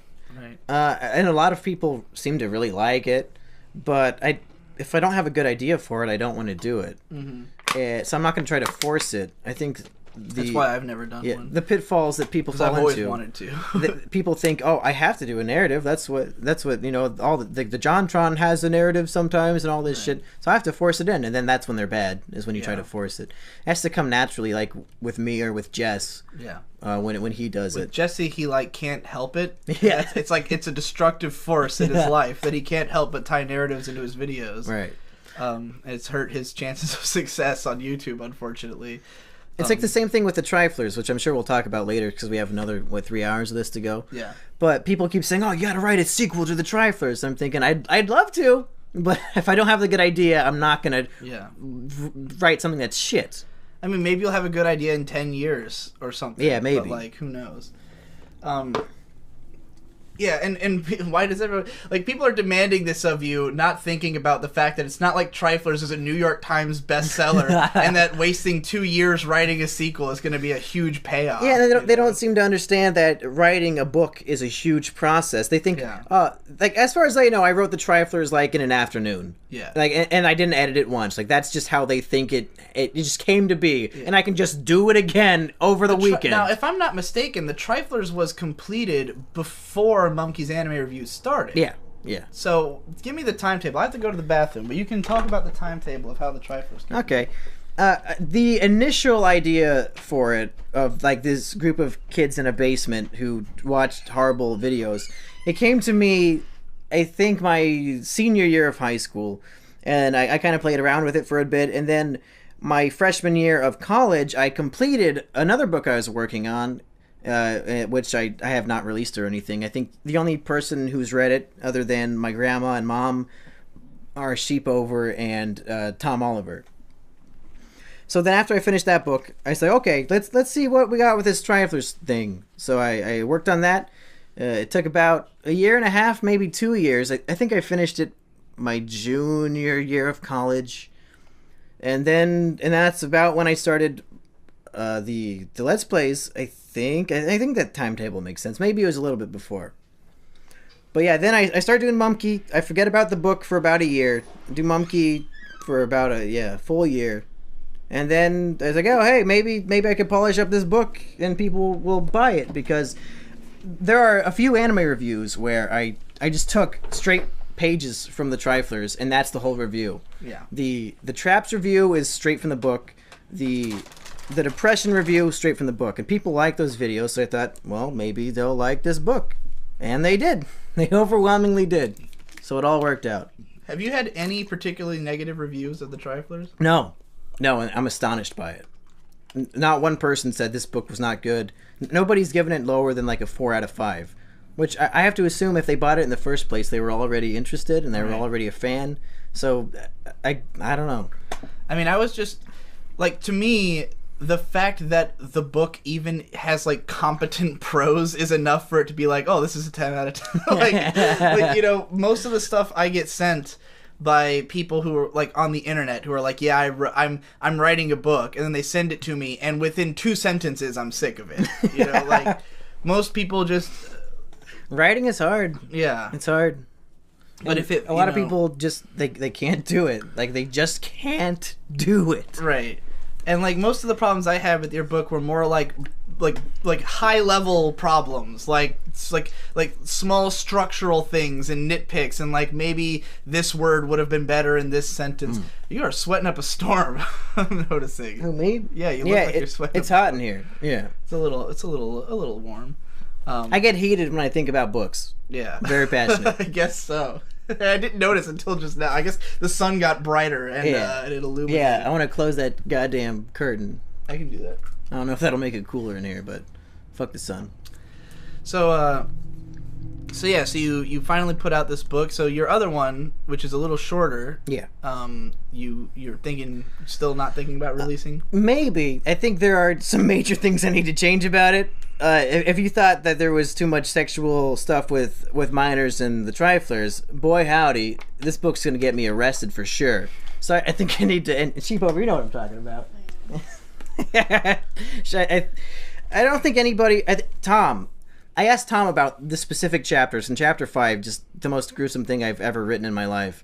And I asked him what he thought of it, and he's like, oh, well, I mean, I'm so used to this kind of stuff thanks to the internet that it didn't really bother me. Right. But everybody else was, like, traumatized. My mom, grandma, and Sheepover specifically. That's the thing. I mean, if your stuff is, like, for internet people, I think. Like, this is... When I read The Triflers, my impression of it was like, this is the most millennial book ever written. Like, whoa, wait, it's a bad thing. No, I'm a millennial. I understand it. I wanted to give you this quote. I keep forgetting to mention this to you. But a few years back when I was, I guess, probably 5 or 6 years ago, when I was trying to become a writer before this whole YouTube thing. I'm a writer. I'm a writer. Yeah. I've been saying that a lot lately and completely meaning it. But But back when I was trying to be a writer as opposed to a YouTuber, there was a party going on at my house with my parents, all their friends and stuff, and one of my mom or dad's friends who works with them was like sloshed. She's probably late 30s, early 40s, got kids who are in high school kind of thing, and she was like drunkenly telling me that what she wants, like what I should write about is like all the illicit stuff that high school kids are getting up to, like all the young kids, like tell me about like all the drugs and sex life. And I was like, I wasn't a part of any of that. Like, why would I know this story? Like, I only am good at writing what I know, which is about being. You should only write what you know. Right. Well, the way I saw it, I was like, what the kids are up to these days is not all that stuff. They're up to being isolated in their rooms at computers. But then when I read the Triflers, I was like, this is exactly what that woman wanted. This is exactly what she wanted, is the seedy, fucked up shit that young people are getting up to in high school, you know? I mean, granted, that probably went a little further than she could have handled. A lot further, I imagine. Yeah, but I was like, this is exactly that. And so I do think it touched on something that a lot of people want, which is, you know, because it feels real. Like, everything in the Triflers, aside from the fact that Dawn is like a legitimate, like, high level, like, light Yagami, you know, like, schemer. How'd you know my inspiration? Aside from that, like, everything in it felt like, yeah, this is the kids I knew in high school. Mm-hmm. Like, this is the kind of shit the edgy shit they would have got up to, you know, sitting around in a basement watching live leak videos and stuff. You did have a friend who planned a school shooting. Good old Philip. Yeah, good old Philip Bay was gonna do it. Not just plan, he had the weapons and everything. He was ready. He's a regular Mario Quintanilla. I think he was busted because he had posted stuff online and people found it. He pulled an Elliot Rodger. Yeah. But except he actually got caught, unlike Elliot. Yeah. I think he was before Elliot. His attempt. He was post Virginia Tech. I think that was more his inspiration. I could have done a whole 30-minute review of your friend Philip if only he would have gotten away with it. Yeah. All right. Well, so do you have plans to write another book anytime soon? Do you think that'll happen? Do you have any ideas for books popping around? I've been thinking very hard about how I would approach a Triflers sequel. And I have, like, vague impressions of what it would be and things that would happen. But a detective novel starring Mason. That'd be a little bit of it. Yeah. But like I said, unless I get like a really good idea, I'm not going to even attempt it. And writing a book is hard, and it takes a lot of time, and I just don't feel like it right now. Yeah. Like, I just got off the high of this one being released. Yeah. If anything, I would polish up and release the one that I wrote before the Triflers. Well, I'm really curious about where your heart sort of resides in regards to content right now, because you've mentioned that YouTube has become a little bit too formulaic, and you're kind of sick of it. In a way. I think I was just getting sick of the anime reviews videos. Yeah. Because as soon as this ends, I have like 3 new series in my mind that I'm really excited to do them. Okay. One of which is, I think what I'm calling it is the 10 isms, where I take 10 words that end in ism and I just dissect them and I go through them for like 10 to 15 minutes. So cool. Things like communism, autism, atheism, etc. So I'm really excited about that. It's like the same style as the anime reviews, without the old joke that atheism is a Japanese anime. Yeah. We get it, Mumkey. You've done it 50 times. Yeah. Let's move on. So you've got some more YouTube stuff planned. Yeah. Lots more Let's Plays planned. Once I move in with Sheep, and I hopefully... Is Sheep going to become a co-host? No, I hope not. I don't think either one of us want that. But hopefully I'll be able to film more often, because I've been having a lot of trouble filming in my current apartment. Yeah. Once I have more time, I bought Mario Maker for the 3DS. I want to play the fuck out of that, because I think it's fun as shit. And some other things. So leaving aside the anime reviews, you do plan to continue the Mumkey character. Yeah. But without the surrounding narrative. So will he still be making reference to being molested or anything, or is it just like a screaming Mumkey? I'm putting Uncle Alex to bed. We've had enough. So there's only so far you can go with that joke. Yeah. But you're still going to be like a gravelly voiced sure. monkey man. I'm still gonna be myself. And the mask is staying on. Yeah. We'll see how often I do live action. Right. Because that's always it's hit or miss, and it's also a lot of effort. Do you think there's a chance that the mask is going to come off at some point, just to be able to? Sheep's giving me a look like, yeah, it's happening. Like, there's no way he's keeping this up forever. I think if I get more handsome, I figured the same thing. The fact that you're not bad looking at all. No. I hate it. When I said I asked Mumkey like why he wears the mask, or he said he was telling me that he was trying to become a teacher, and I said, is that why you wear the mask? And he said, no, horrible acne scarring. So I expected you to be like legitimately ugly. And look, Mumkey, I'll tell you right now, I cannot look ugly people directly in the face. And I'm not joking about that. If you were, is that why you look away when Ben comes in the room? Shit, that's not true. But we're learning. But if I didn't think that you had a face that I could look at, I would be looking off into the distance the whole time we were talking. Okay. I guarantee it. So I'm not even kidding about that. I'm a terrible person. Now let me tell you this, Digi. The day because I'm only here visiting Sheep for 10 days, and then I'm going home for a week, and then I'm moving on into North Carolina. But the day I get back, Big Brother, the TV show, is doing a casting call in my city, like a few blocks from my house, and I'm gonna go fucking apply. And if I get on Big Brother, like, this is all out. My face is gonna be out there. My everything about me will be out there, and my life will probably be ruined, because after you get exposed as Mumkey on national television, I don't think you get a job after that. No. But I want to be on Big Brother so bad that I'll throw away any semblance of a future at that chance for $500,000, and then after taxes like $8.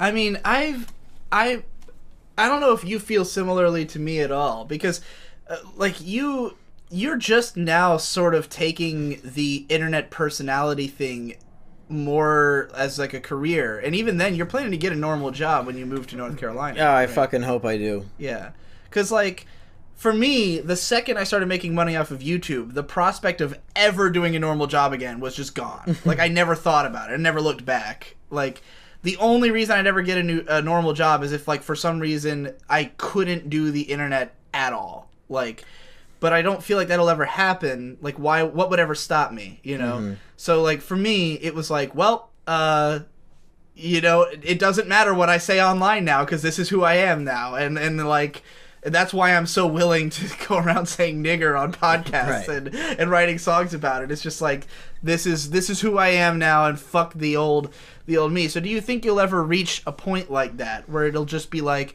I'm not worried about preserving my ability to have a normal life? Well, I think if I was that serious about that worry, then I wouldn't do the kinds of videos that I make. Mm-hmm. I mean, I make things that are highly offensive. I mean, in this SJW culture, I mean, I guess if Donald Trump could become president after what he said, maybe I do stand a chance. Yeah.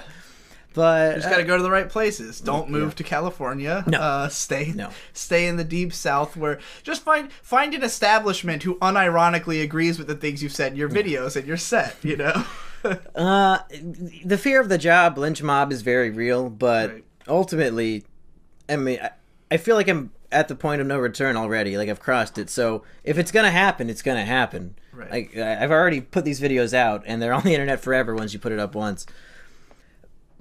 But the prospect of doing this just as a job and do nothing else like you do, it's such a new type of job, and it hasn't been around long enough to know if it's sustainable. Right. Like 5 years from now, maybe DigiBro isn't making any money anymore, or maybe you're making $20,000 a month. Yeah, we have no way of knowing. Yeah, that's the scariest thing about it, is there's no benefits, and there's no insurance. There's no boss. Like, you work for YouTube, who's only out to fuck you. True. True. Like, they say they want to help you, but they fuck you at every turn. Yep. And you're really relying on like if I didn't have Patreon, I would be fucked. Right. Like, there's a lot of YouTubers who do just rely on ad revenue and sponsorships. I really wonder how JonTron's gonna survive his controversy. He'll be fine. I'm sure he'll be fine. Just like he makes so much, like, I mean, he'd have to, if he lost all his sponsorships for the things he says, he'd have to scale back his production, I'd assume. You know, that would help his videos a lot. It would. He should do that. I hope it happens. But if JonTron makes a Patreon, he's making $5,000 a month minimum. I think he's fine. True. Yeah, but that's the thing. Like, it's an interesting culture because we don't know if Patreon's going to start cannibalizing itself in the future. Like, that's always been a concern for me. Is the more people find out about it, the more spread thin the money gets. You know.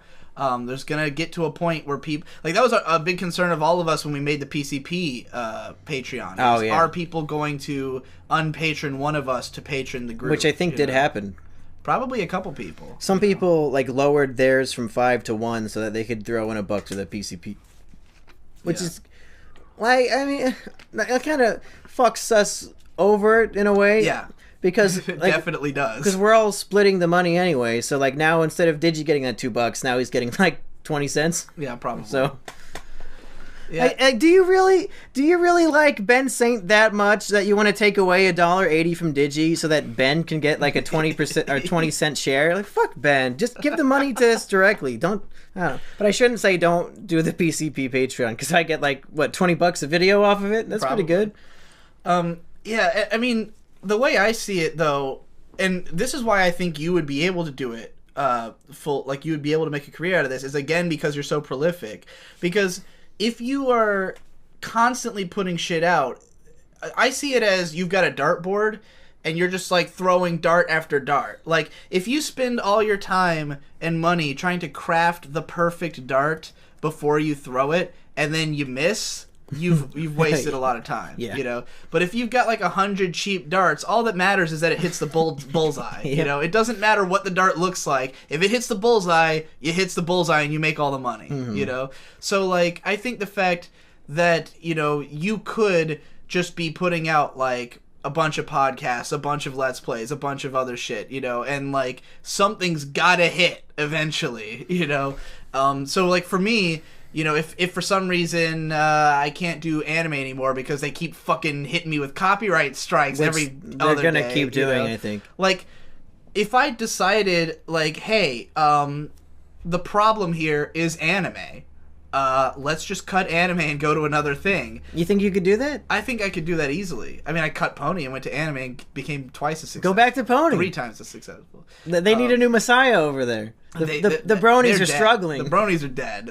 There's no going back there. They're gone. MLP probably gets like what 200 posts a day on the 4chan board. It's the worst board on the whole website. I hope you know that. I wouldn't know. They're the worst board on 4chan. It should have been what everyone thought it was going to be, which is that everyone a repeat of the furry board. You know about the furry board? No. There, like 10 years ago, maybe more, 4chan made a furry board, a containment board for the furries. And then they How'd that work out? They left it up for 1 week, and then anybody who posted there all got banned. It was a carpet ban. It was all a trap. Genius. Yeah. Even if you go there to troll them, just get fucked. That's what MLP should have been. They all deserve it. But that's crazy. Yeah, and that's what people thought it was when it first came out. But yeah, I think that you could, because you're so prolific, you could eventually, and that there's people who you have a base now. Like all you need is a base, like yeah. Even if you only have 100 people, like if they will continue to post your shit everywhere and follow you, whatever you do and stuff, then like there's always somewhere to go. Like I think that the hardest part of being a creator on the internet is just establishing enough of a base that cares deeply enough to like follow you to the next thing, which is kind of what fucked over Tom, that he had a little bit of a base, but he had already kind of lost most of his followers from Brony Curious by the time he made Rebel Pixels, and then Rebel Pixels was like such a different thing. I still don't even know what that channel is. I looked at the videos and I'm like, he's just like talking about his computer. What is this shit? It's half of it is like, the idea of it is that it's supposed to be helping creators, like, on the web. It's supposed to be a guidebook for internet creators kind of thing. So half of the videos are, like, motivational speeches, and the other half are hardware reviews. But because he like he mostly got successful through reviewing tablets, then he just kept doing tablet reviews, and so it kind of became very focused on that. But it was just that like the subject matter was so different, and his base was already so broken for after his original channel that like it took a long time for Rebel Pixels to even pick up the steam that it has, which it's over 10,000 subs, so it's not that bad. Yeah, pretty good. But you know, like whereas for me, I went from ponies directly into anime. So anybody, which it was probably out of my 70,000 subscribers, there was maybe 4,000 who cared enough to watch the anime videos. Like when that's like good and bad. It's like, oh yay, but oh really? I went from like averaging 40 to 70,000 views a video to averaging 2 to 5,000 views a video. Fuck. But that's the thing, that base was there, and they were still sharing the videos, and they were still watching it just because they like me, or they just happened to also be into anime, you know, and eventually it grew out of that and blew up again. So that's why I think, you know, as long as you have that core audience who cares enough to follow you to the next thing, you've always got a second chance if you can capitalize on it. It makes me think of the tragedy of Ben, Nate, and Hippo. Because I was shocked to learn that they had old pony channels that had like 3 times as many views as the ones they have now, and when they started over, like fucking Give and Take has what 15,000 subs, and then poor Hippo is at like 8. Well, part of the problem there, especially in Nate and Ben's case, was that they deliberately hid it from their old subscribers. Nate never, because Nate didn't want to have the baggage of the MLP community, which in fairness, they're just people. In fairness, if you knew these people, it's a human being. They can like 2 things, right? But he was scared that his audience would end up just being those people, and that a new one wouldn't form around it or whatever. And so he never, like on the TBAP channel, that channel was dead for like a solid year before Ben finally put up a video like telling everyone what they had done, which incidentally that video is how he met his girlfriend. Oh, because she had no idea. Like she had been a huge fan of the TBAP and then didn't know that they'd gone on to do all this other stuff until Ben put up this video like, hey, by the way, we're alive and we've been doing stuff for the last year. That's all great. Almost 2 years. So yeah, they just didn't announce it to their old fans, so that's why their base was so broken. And then that's bizarre to me. I don't know why you would make that choice. Like, I get what you said, but like, who cares if the audience is all bronies? Let them watch my fucking anime analysis. I don't care. Yeah. Well, I'm just saying that's you know, my mindset is like, even if everything fails, there's always a pickup. Like we can always keep trying. Especially if you have enough money saved up from the previous one. When I make a Patreon exclusive video, which is for the $5 and up people, and I make like maybe 2 of these a month, like I'll do like a commentary over something or just talk about something that's going on, I always tell them, I'm making these videos just for you. Not the Patreon exclusives, but every video is just for you guys, because I could lose every subscriber except for the 100 people on Patreon, and I would still be doing this. I would still be doing this just for you. That's why I've put out 2 videos this month that aren't even on YouTube, because it's like, as long as the patrons are there, that's all that matters. And if the patrons start complaining, that's when I'll start listening, you know? Like I put out these videos about anime soundtrack composers. It's a totally different style, and like in the comments on the videos, there's some people who really love it, some who don't like it, but no one's complained on Patreon yet. So as long as no one complains on Patreon, those videos keep happening, you know? Do you think that's healthy, though, to be subjugated to the opinion specifically of the patrons? Like, if they complain about something, would you stop doing it? I wouldn't stop it just because one guy complained or anything, but like What if it was like a guy who's giving you $100 a video? Would you be like, oh, well, maybe I shouldn't do that? No one does that, and when they do, I don't trust them. Because there's nothing, like, dude, if you're going to be a patron, like, at maximum give $30, and even no, give me 50. There's a lot of 50s, and I really like those people. I don't have any. I had, like, the highest pledge I ever had that was consistent is this woman named Anna Esther Veloz, who has a couple of YouTube videos that are pretty alright, and she's like an animator. And she used to be a patron to like everyone in the PCP for like really high amounts. She gave me like $35 a video for years. Oh my god. So she personally has given me like thousands of dollars. Yo, Anna, hit me up. But she eventually reduced it a little bit. But like, to me, that was like that's like the most you could pledge that I'll take it seriously, because I've had people. How could you not take it seriously? Because I've had people who pledge $100 and then immediately get declined and have to reduce it to $5. You know, yeah. It's like it happens all the time because they always think that it's going to work one way, and then it just doesn't work out the way they think it will. You know, they somehow think they're going to either have $100 to give you, or that they don't understand how Patreon works, you know, or they get declined and then they can't make it go through. And it's just like, because to me, it just inflates my numbers. Like, I don't want it to look like I make more than I do. That's true, because then people will be less willing. Like, oh, why would I give him $2? He's got 1,000. Yeah, exactly. So, yeah, well, we've gotten off into the weeds on that again. I don't remember... I don't know where we started. Yeah. So Manimal, he stopped being on the Let's Play. Yeah. Well, now we've got the Let's Play channel is kind of a free for all at this point. You've got a show with you do some with Biggs. You've got some with Patch. You've got those have all come to an end now that I'm moving. The Spyro series that's with random guests each time, which I think is genius. Yeah, that's a fun idea. Since I realized. It's so hard to find a good co-host. I thought, hey, let's just let everybody be a co-host. I'll give just any random person 3 episodes to listen to me play Spyro because they can't see the screen. Yeah. So it's just kind of like an excuse to have random conversations. I've had Jess, Hippo, and Munchie from the PCP, and then I've had my brother, my real-life friend Maddie, and then my internet friend Belly.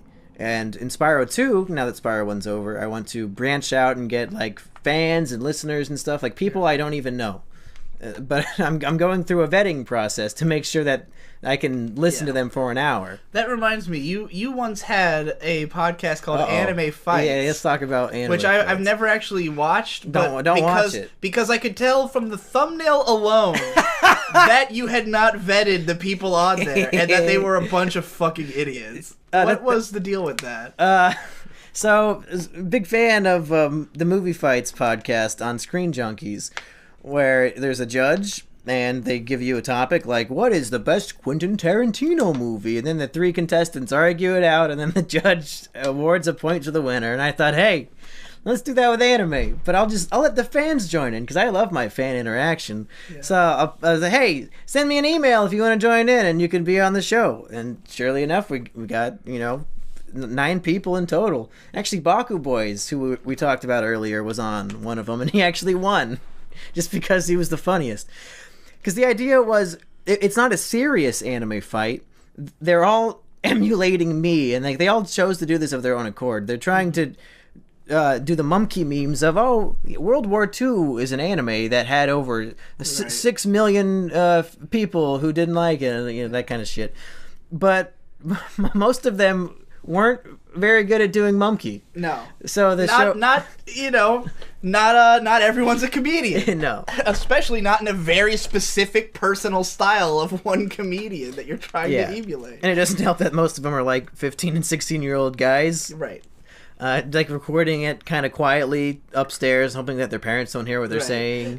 Doing the soft scream. Yeah.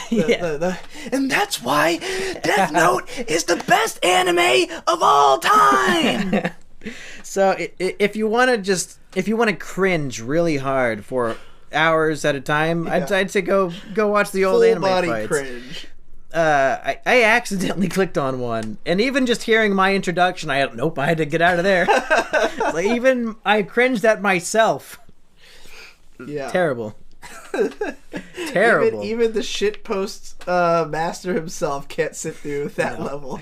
I've never watched them. Oh, they just uploaded immediately after. They were live streams, so there was a live audience the whole time, so I didn't have to watch it.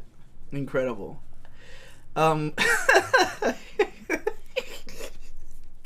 I love that you just have it all this time. You still have never even bothered. No, I'm not going to take them down. I'm sure somebody can get something out of it. Maybe it's like the Digibro idea of never take anything down so they can see how I've grown. Yeah. So that's just like... I mean, granted, there's a dark corner of my channel. There is a bunch of stuff that's set to private on my old blog that I don't know if I would... Like, I mean, it's too late to go back and make it all public now, but, like, I don't know if I still would have hidden it today. I just know that I did at the time because I was like, well, here's a lot of tracks that need to be covered. Like let's not let all this exist for too much longer. What were the sorts of things on there?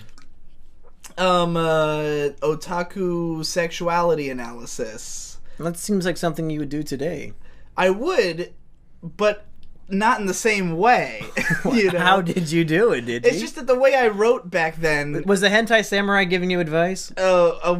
Me and the hentai samurai go way back. Yeah, I imagine. Hentai samurai. He's like a father figure to you. He's grown a lot as an artist over the last decade. With his whole one video. Mm-hmm. He did have some guest posts actually on my old blog. Good. They were published under my name. I never. Back then he was shy back then. Yeah, he didn't want to. He didn't want anybody to know his real name, Hentai Samurai. He didn't have the mask yet. He didn't have the underwear mask, so he didn't want to be public without the mask. Anyway, oh God, I don't remember what we were saying again. This has been a series of me forgetting what the fuck we were talking about. You're the navigator, so you figure it out because I don't remember either. Well, all right. Let me think of some more shit to ask you about. We've mostly been focused on your sort of YouTube career, but it seems like that's kind of dominated your life. Yeah. Well, okay. Tell us about what you were trying to do in college, because we know you almost became a teacher. Yep. Well into this was only recently that you finally abandoned this. This terrible dream. Yeah. The only thing that I was really good at in high school was English. I was in all the advanced English classes. All my papers I would write in like 5 hours and then get an A on, where everybody else would be like, oh, it's so hard to write a 3-page paper because I'm a retarded 17-year-old. I always went way over the word. Of course. Yeah. Of course. Because it's like easy and fun to like put out an argument, or like all I wanted them to do was like every day I was like, when are we going to get another written assignment? Like that's all if that was all this class was, school would be amazing. The best class I've taken in my life was creative writing in high school. But that's partly because all my friends got into it too, and it was just like the constant harassment hour. There's that one writing exercise where everybody like writes a paragraph of a story and then you pass it behind you. Oh no. And this motherfucker, one of my good buddies, his name was Zach. So Zach would ruin every single story with this character he created called Earthquake Man, and he wouldn't even read what had been happening. He would just write down, and then Earthquake Man killed everybody in the world with an earthquake. And my poor buddy Chum was sitting behind him, so he would have to pick up the pieces of this destroyed world time and time again and try to resurrect everybody who had been killed by Earthquake Man. That's pretty good. So that was like shitposting the class. We ruined it for everybody, and it was tons of fun. It sounds like your whole life has been shitposting the life. It was fun. I loved that class. So yeah, in college I was like, okay, I guess I'll major in English. I knew there were no prospects in that. I knew if I was going to be an author, I don't need to major in English to do that. I just need to write a book. So it got to the point in my sophomore year when I realized, well, if I'm really doing this English major, my only option is to be a teacher. That's the only career path that this leads to, as far as I know. So I studied to be a teacher. I kind of liked it. Doing I did student teaching a little bit. I would go into classrooms and give lessons and stuff. I thought it was okay. I've always liked kids. I've always either gotten along with people who were younger than me or way older than me. I typically don't hang out with people my own age. Not my own age or like 1 year older, but anybody, well, because younger people always look up to me, and I think it's you probably for the same reason. We have a younger brother, and like who's pretty close, and so I think it's like you have a certain nurturing tendency towards younger people. And like whenever all growing up, I always most of my friends were usually just Victor's friends, like people who he had around who would also treat me like I was their big brother as well. And Manimal was 2 years older than me, so that was like perfect for me. Like hang out with all the older kids. Lightning Long Johnson the same. Cobb even was a year older than me in school. Didn't have a whole lot of friends in my own grade, but that's fine. But so yeah, I like people. Typically, I get along better with those who are younger and those who are older. So I thought teaching was going to be okay, and then I started doing Mumkey, and I was like, oh well, as soon as this is found, teaching's over. Right. Like, they're not letting me into school. Yeah. So I was really disheartened by that, thinking, well, I just wasted 4 years of my life at this college, and then I make a couple videos, and now I'm fucked. Like, you make one ephebiophile video, and it's game over when it comes to teaching. As soon as they find it, it's game over. So when they announced, I went to the meeting for the big student teaching thing, the thing that you do for like a whole semester, like half a year. And just hearing all this shit they were saying and all the papers I had to fill out and all this garbage, I thought, I don't want to do this. I don't want to do this. People have told me all the time that like people watch my videos and be like, you'd be a great teacher. Why don't you teach at university? I'm like, because do you know what teachers have to do? Yeah. It's not just get up in front of a class and be eloquent for an hour. It's like work constantly and tirelessly for no money. Right. You know? It's a lot of unpaid overtime that people don't understand. I appreciate teachers infinitely more than ever because I've gone through the whole process of what it's like being one. And I also now know which teachers really sucked and why they sucked at their job. So I have a newfound respect for it, but I just don't think I can do it. And now I'm kind of in this weird limbo of I don't have a job. I can't get a job right now because I'm in the middle of moving. And I don't know what to do with my career path. I have a useless English degree, as Avenue Q would say. What do you do with a BA in English? So I'm in that position, and I have this beacon light reaching out to me saying, Mumkey, do Mumkey as a job, and that's just crazy. Right.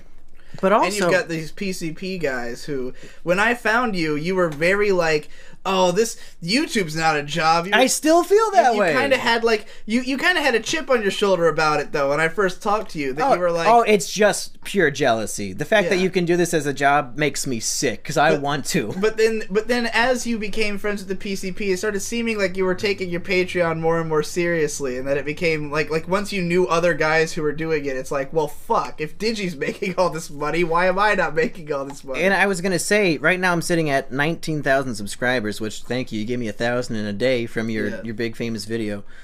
But if I'm making $600 a month at 19,000 subs, in my mind, like, just you double the subs, you double the money. And I see that correlation like in my head.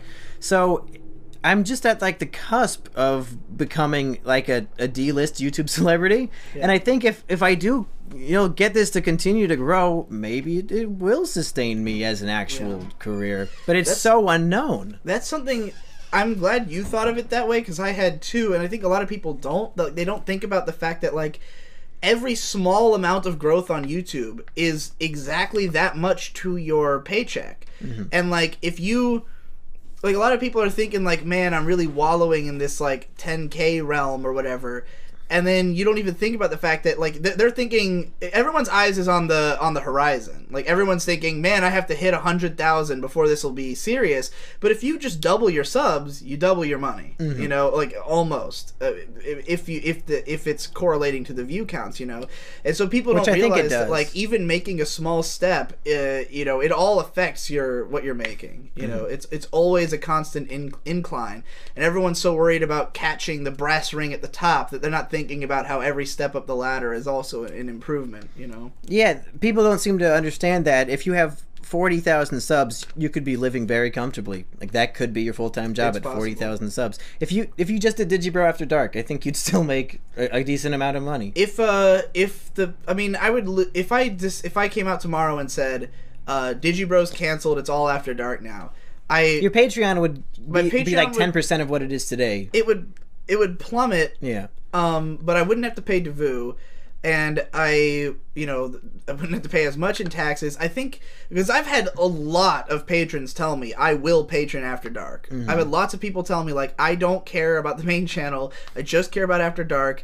Like I just follow you as a person. So if I canceled Digibro, first of all, I wouldn't lose all the patrons immediately. No. Second of all, I'd probably put more effort into After Dark because I wouldn't have to worry about the main channel. So I think I would argue that some of the big 20-30 minute vlogs you do on there about even things in anime more interesting than the I like those more than your normal videos. The reason I do so much After Dark is that I legitimately love it.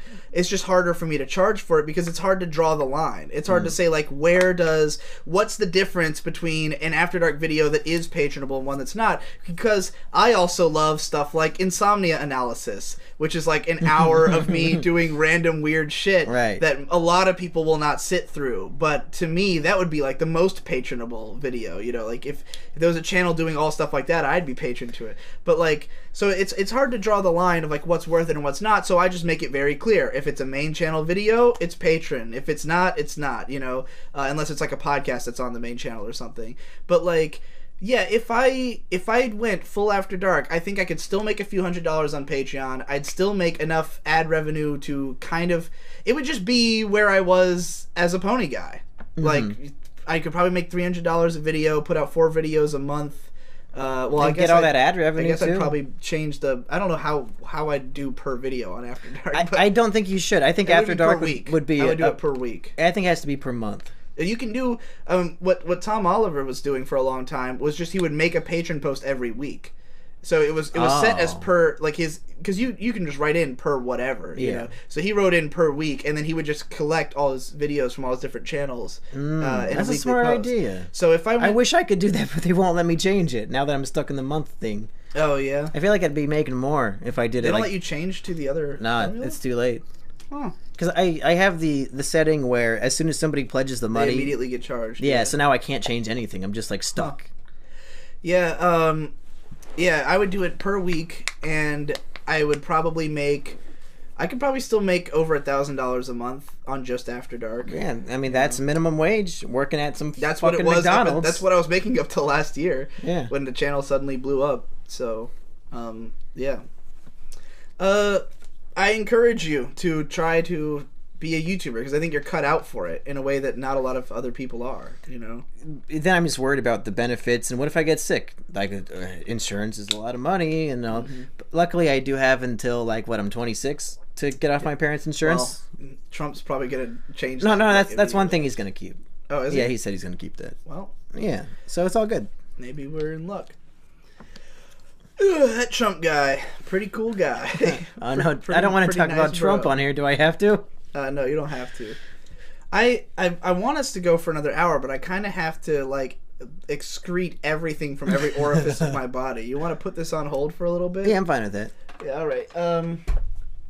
Yeah, we'll remember to edit out the shitting part. Yeah. Okay, we're back from the crapper. We're back from evacuating those bowels. Yeah. Never been more empty. So, Mumkey, I wanted to ask you some stuff about your influences. Okay.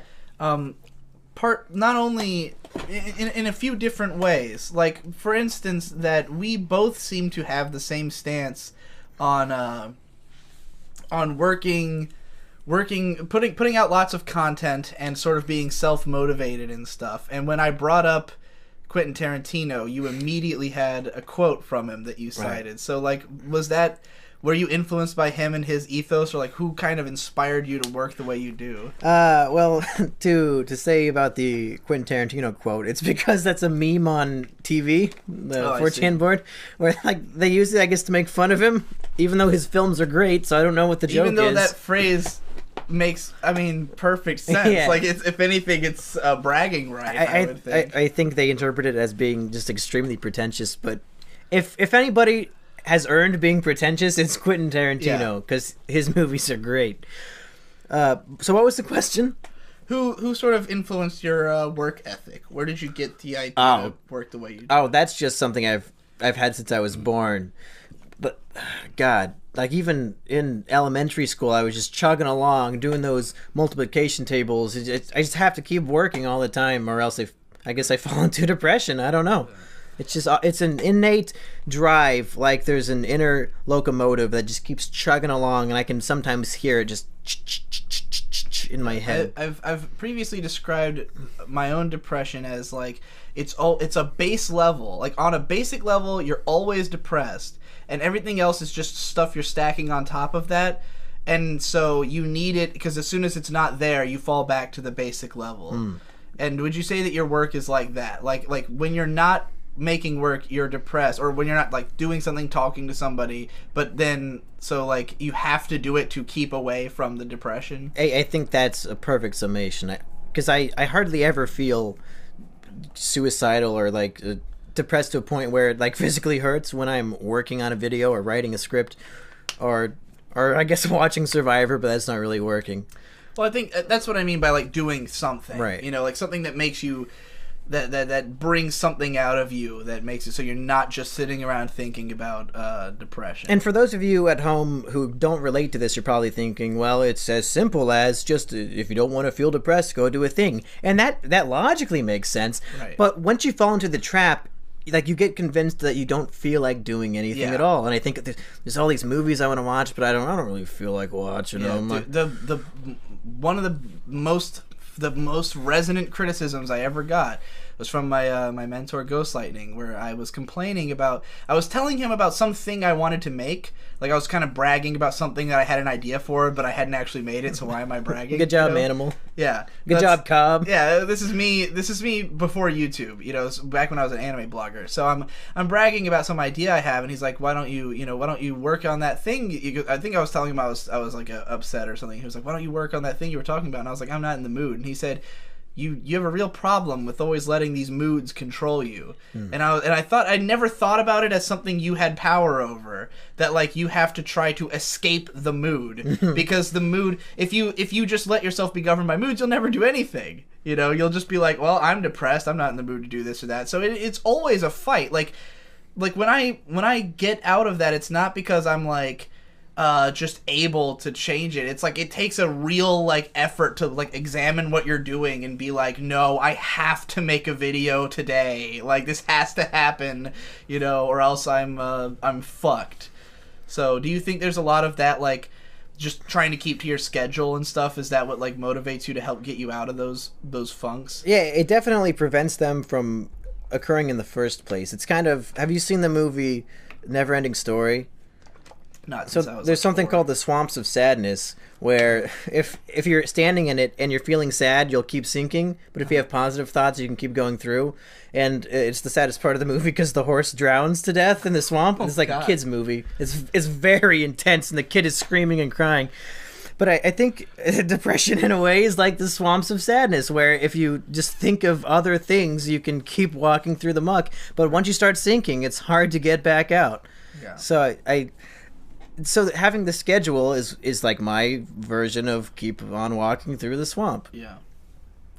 So how much, like, what do you think what are you trying to communicate in your videos? Because it, like, is your main motivation just to be funny and to be entertaining for people? Because like for me, so much of it comes from a desire to be understood, to like the reason I have to make these analysis videos is that if I go out there and I say K-on's the greatest anime of all time or something, people are just going to look at me like I'm insane unless I justify it, you know? So to me, so much of my videos is like justifying these opinions I have so that people will understand where I'm coming from.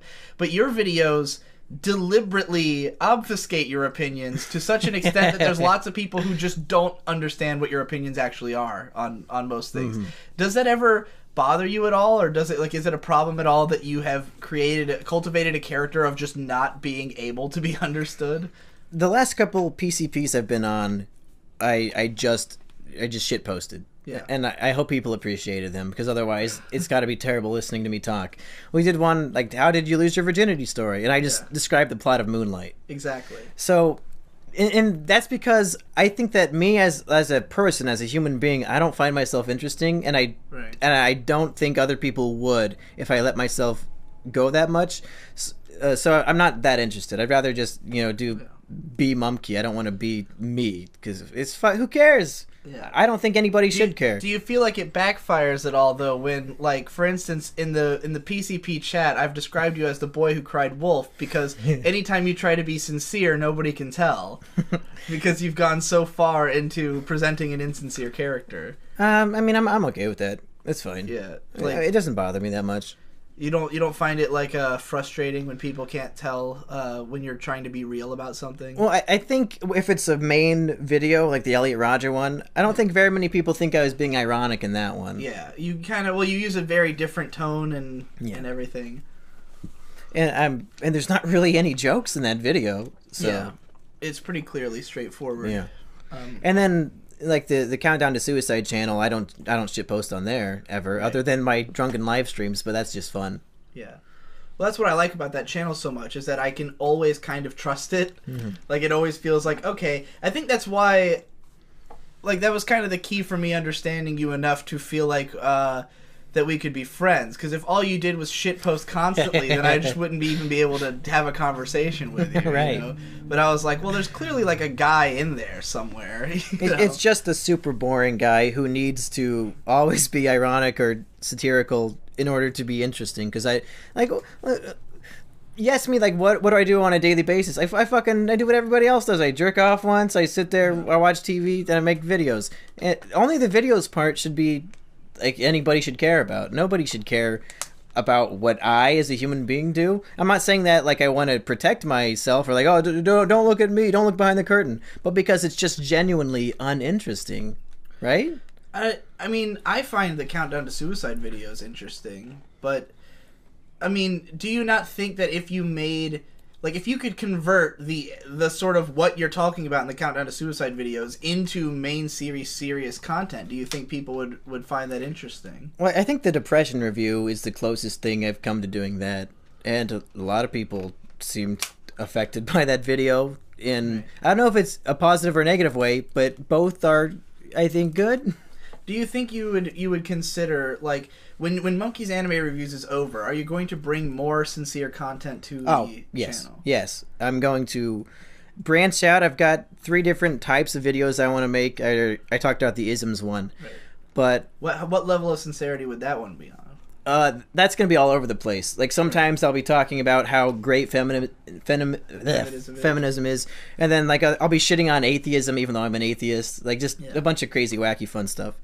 Because I think that would be it's somewhere in between me and you is where Endless Jess is, where you've been, like, non-stop inauthentic, and I've been non-stop authentic, because I have such a difficult time making a video, because I've had times before where I make something like your style, and then people will message me like, well, what's your actual opinion? Like, people are so invested in, like, what I think about stuff that they're like, oh, well, it sucks that we don't get to know, and then I'll have to, like, make a follow-up vlog explaining my actual opinion about something. And Jesse kind of falls in the middle, where he'll represent both in the same video. Yeah. And that's why his so much of his audience can't parse the difference, and that's why there's so many misunderstandings around them, because it seems to be difficult. Do you think that you'll run into this issue, and would it bother you even if it did? Like, does it bother you to not be understood in your intentions? No, because it's so rare that it's even relevant to... Like, I can't think of one instance where I was being super sincere in a video and that people wrote it off as being sarcastic or disingenuous. Do you think there's more of a chance of that once you mix the, like, for instance, I mean, to me this was clear, but I don't know if it would be to everyone else, that when you did your 10 anime heroes, the whole Hank Hill analysis is like a completely legitimate and great analysis of why Hank Hill is such a good character. And I was like, well, this seems sincere to me. But will people think this? Do you not know the story behind the Hank Hill part? No. What's so that's a copy pasta. Oh, okay. I didn't write that.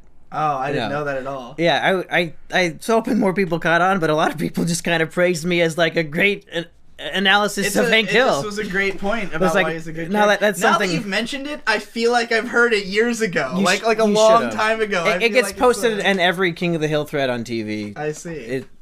I thought it was funny. Like, somebody took the time to write that, and I was like, I'm putting it in. Well, see, now you understand that your intentions weren't understood. Everyone thinks you're an amazing analyst. But that's a good thing. I'll take it. Well, in that case, it worked out. Don't tell everybody listening. Don't tell anybody that I didn't write that. I'll take the credit. It's fine. But are you at all concerned that in the future, when you try to make more sincere content, that people won't understand? Well, so I did something.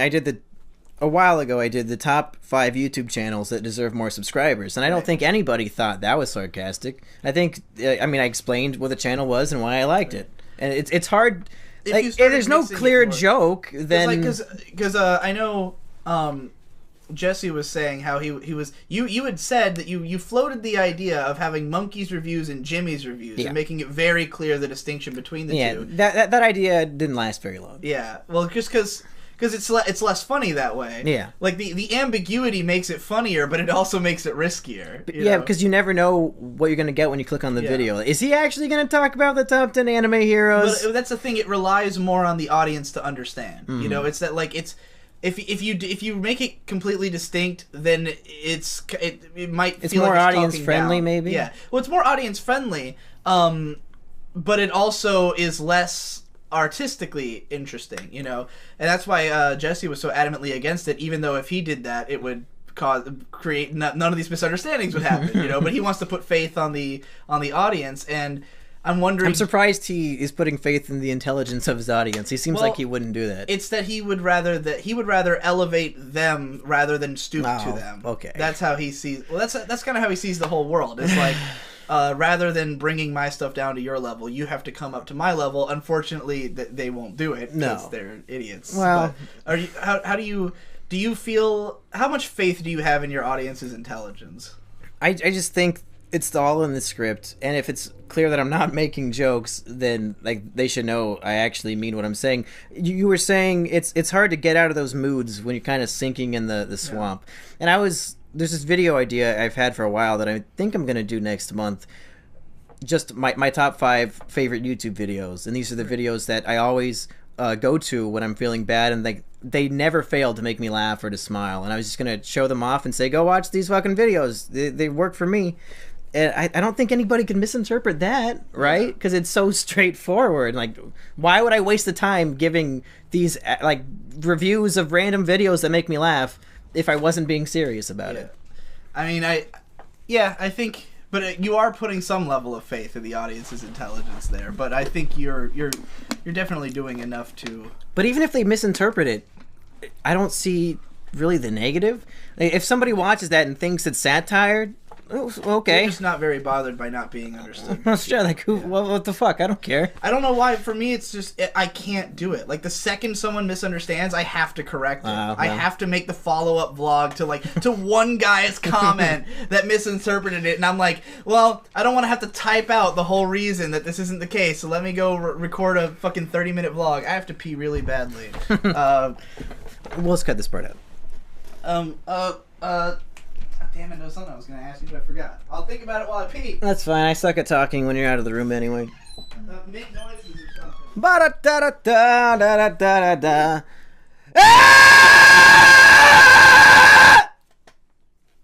Fuck Cobb.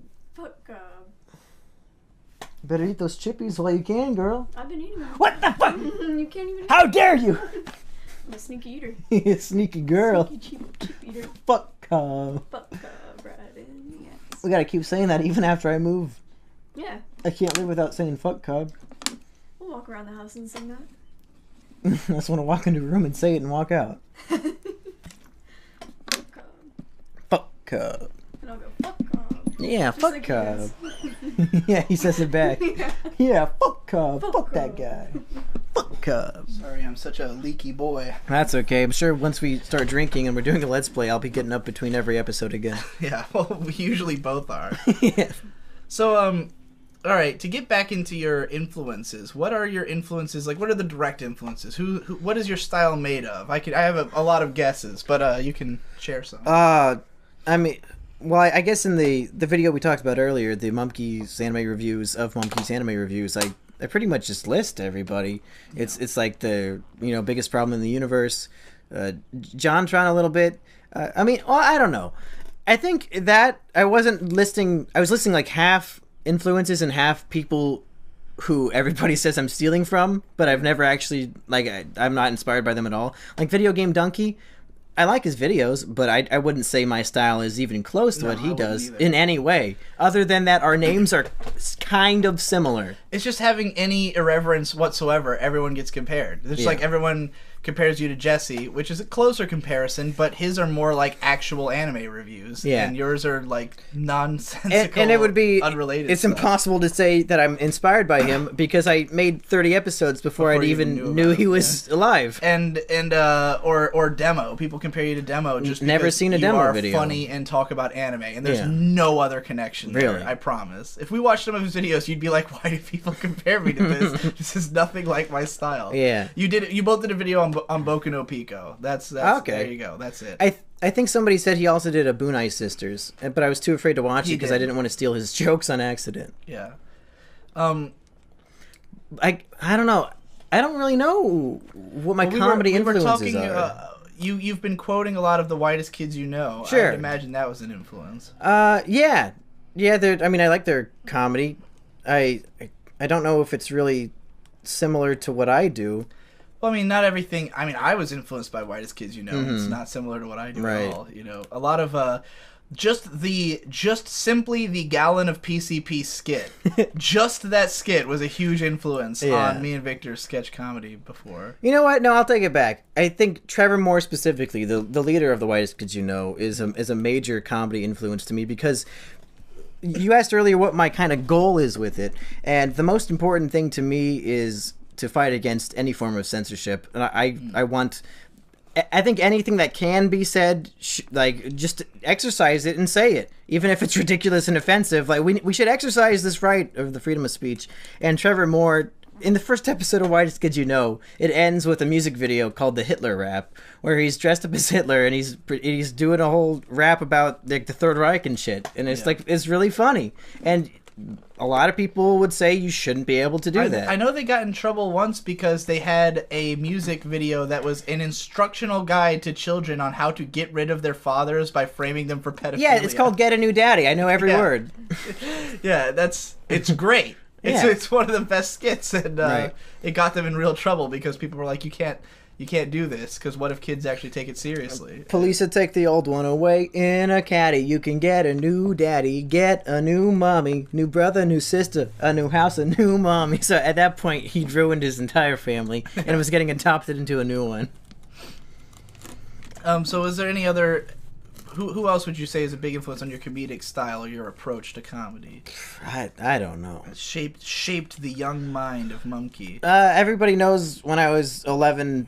Or, no, even younger. When I was in elementary school, I loved Bobo Bobo Bobo Bo. Yeah. I mean, that's a satire, and that's what I'm kind of going for. And I liked how random and funny it was. And I get really meta a lot, and that's a very meta show. Don Patch is actively trying to become the main character of the show all the time, and he says it. He's like, I want to be the main character.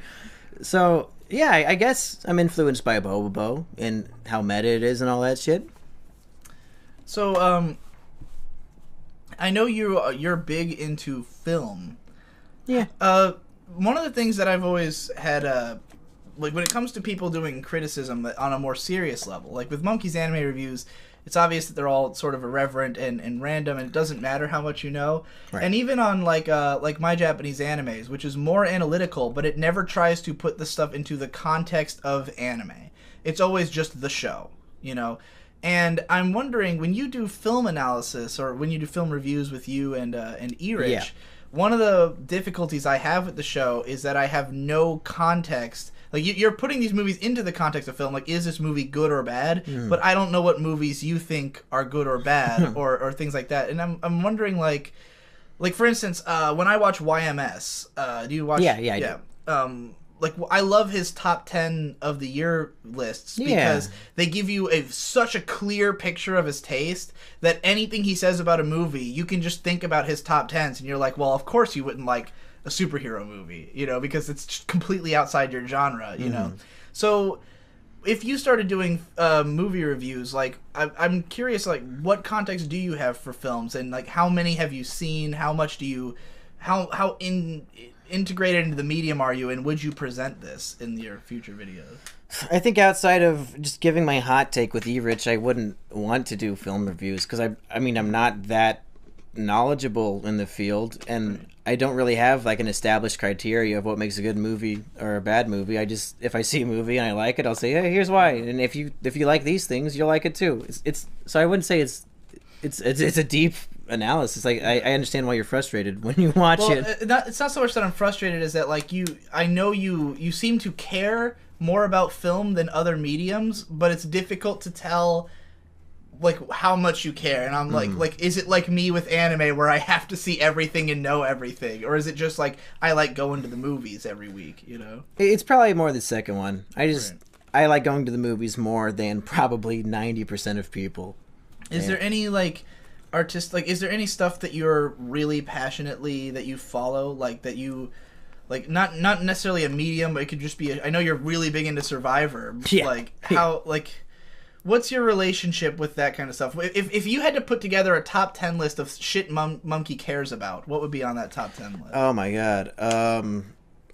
So my prog music, your Arions, your Dream Theaters, your Spock's Beards, your Transatlantics. I spend most of my time with that. Podcasts, like The Biggest Problem, The Dick Show, The Flophouse, that kind of stuff. Those are the main ones I never listen heard to. of The Flophouse. What's that about? The two of the three guys are writers for The Daily Show. So they're pretty funny, I mean, most of the time. And they just watched a bad movie and they talk about it. Okay. And I wouldn't recommend it. I just know that I like it. Okay. That's an interesting... Yeah. Well, because I don't recommend everything that I like, because I know why I like it, and I wouldn't expect other people to like it for the same reason. So yeah, we have the music, the podcasts. I like watching movies, probably more than watching, I guess, like anime or TV. Like, I'd rather just watch a movie. But there are a lot of TV shows I'm really passionate about. Like, I was huge into Breaking Bad. Now I'm big into Fargo and Better Call Saul. Survivor, obviously. All I do these days is pretty much watch old Survivor seasons, like, just binge them all day when I'm not working on stuff. You're big into, like, Big Brother, right? Yeah, I'm gonna go audition for Big Brother in like a week. So, wish me luck. If I disappear and stop making videos, it's because I'm on TV. Go turn it on, Channel 8. I was really fascinated by your attachment to, like, reality TV, which most people on the internet completely shit because on, have no interest in. people don't understand. Because I think the problem is they think it's all on the same level of, like, The Bachelor, which I think most people watch because it's shit.